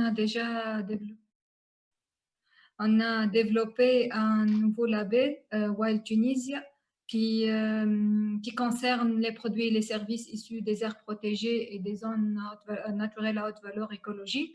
Un des axes visés par ce label, c'est l'écotourisme. Donc, actuellement, on fait des sessions de formation pour mettre à niveau les producteurs et les prestataires de services dans et autour des aires protégées et dans les zones que je viens de citer. C'est essentiellement pour les appuyer à mettre en œuvre à mettre à niveau leurs produits et leurs services pour se préparer à la certification. Également, on travaille dans le département marin sur le pescatourisme, qui est la pêche touristique, et comment augmenter ou bien comment diversifier les sources de revenus pour les petits pêcheurs, surtout dans les périodes du repos biologique, justement pour leur offrir l'opportunité de survivre, surtout dans les périodes où il n'y a pas de revenus de la pêche, et surtout que les pêcheurs sont des communautés un peu vulnérables. Les petits pêcheurs, je veux bien insister. Aussi, on finance des petits projets dans plusieurs sites en Tunisie, dans plusieurs régions, notamment sur l'écotourisme, comment promouvoir, comment appuyer les communautés locales à être un acteur clé dans le tourisme en Tunisie, en Algérie et aussi au Maroc. Donc, parce que le WWF travaille sur ces trois pays. Aussi, il y a des activités transversales liées au tourisme, par exemple l'aspect culture et nature, les pratiques culturelles, les promouvoir pour diversifier, disons, les produits et pour promouvoir les pratiques culturelles qui contribuent à la conservation de l'environnement et les intégrer dans les activités d'attraction, plus ou moins. Donc, voilà, je termine mon intervention. Thank you, Esia. Okay, we have the last question. I think that it can be a general question about what is the view of your organizations or BSOs regarding the role of the sustainability in the Med post-COVID-19 tourism product. If some of you want to add something on that topic. Well, I can just say, take it easy. Yeah. That's all. Do not complicate your life with this issue. Take it easy. Life is enough complicated with all these things around. Just take it easy. Yeah, that's true. Sustainable development, we can always do it. We have to finish from what we got right now. The crisis that we are living right now. Once it's gone, we can always plan and discuss and find other issues to get the sustainable development in tourism. This is my opinion. Yeah. Thank you, Dr. Heidi. Okay. Well, therefore, we have reached the final part of today's Sector Alliance Committee. I will highlight that COVID-19 has demonstrated that collaboration is the only way to move forward. That is why we encourage to create a common strategy on regional tourism to go through a new paradigm of kind of value co-creation, collaboration also, and partnership to present the Mediterranean region as a consolidated also an integrated lead sustainable destination. Furthermore, as I have mentioned at the first section of the session, after this session, conclusions, opportunities, and challenges will be gathered in a report accessible for all the stakeholders working in the tourism sector, and also all of you, if you want, in the Mediterranean. We will send you also a satisfaction survey by email, and we appreciate if you can fill it up.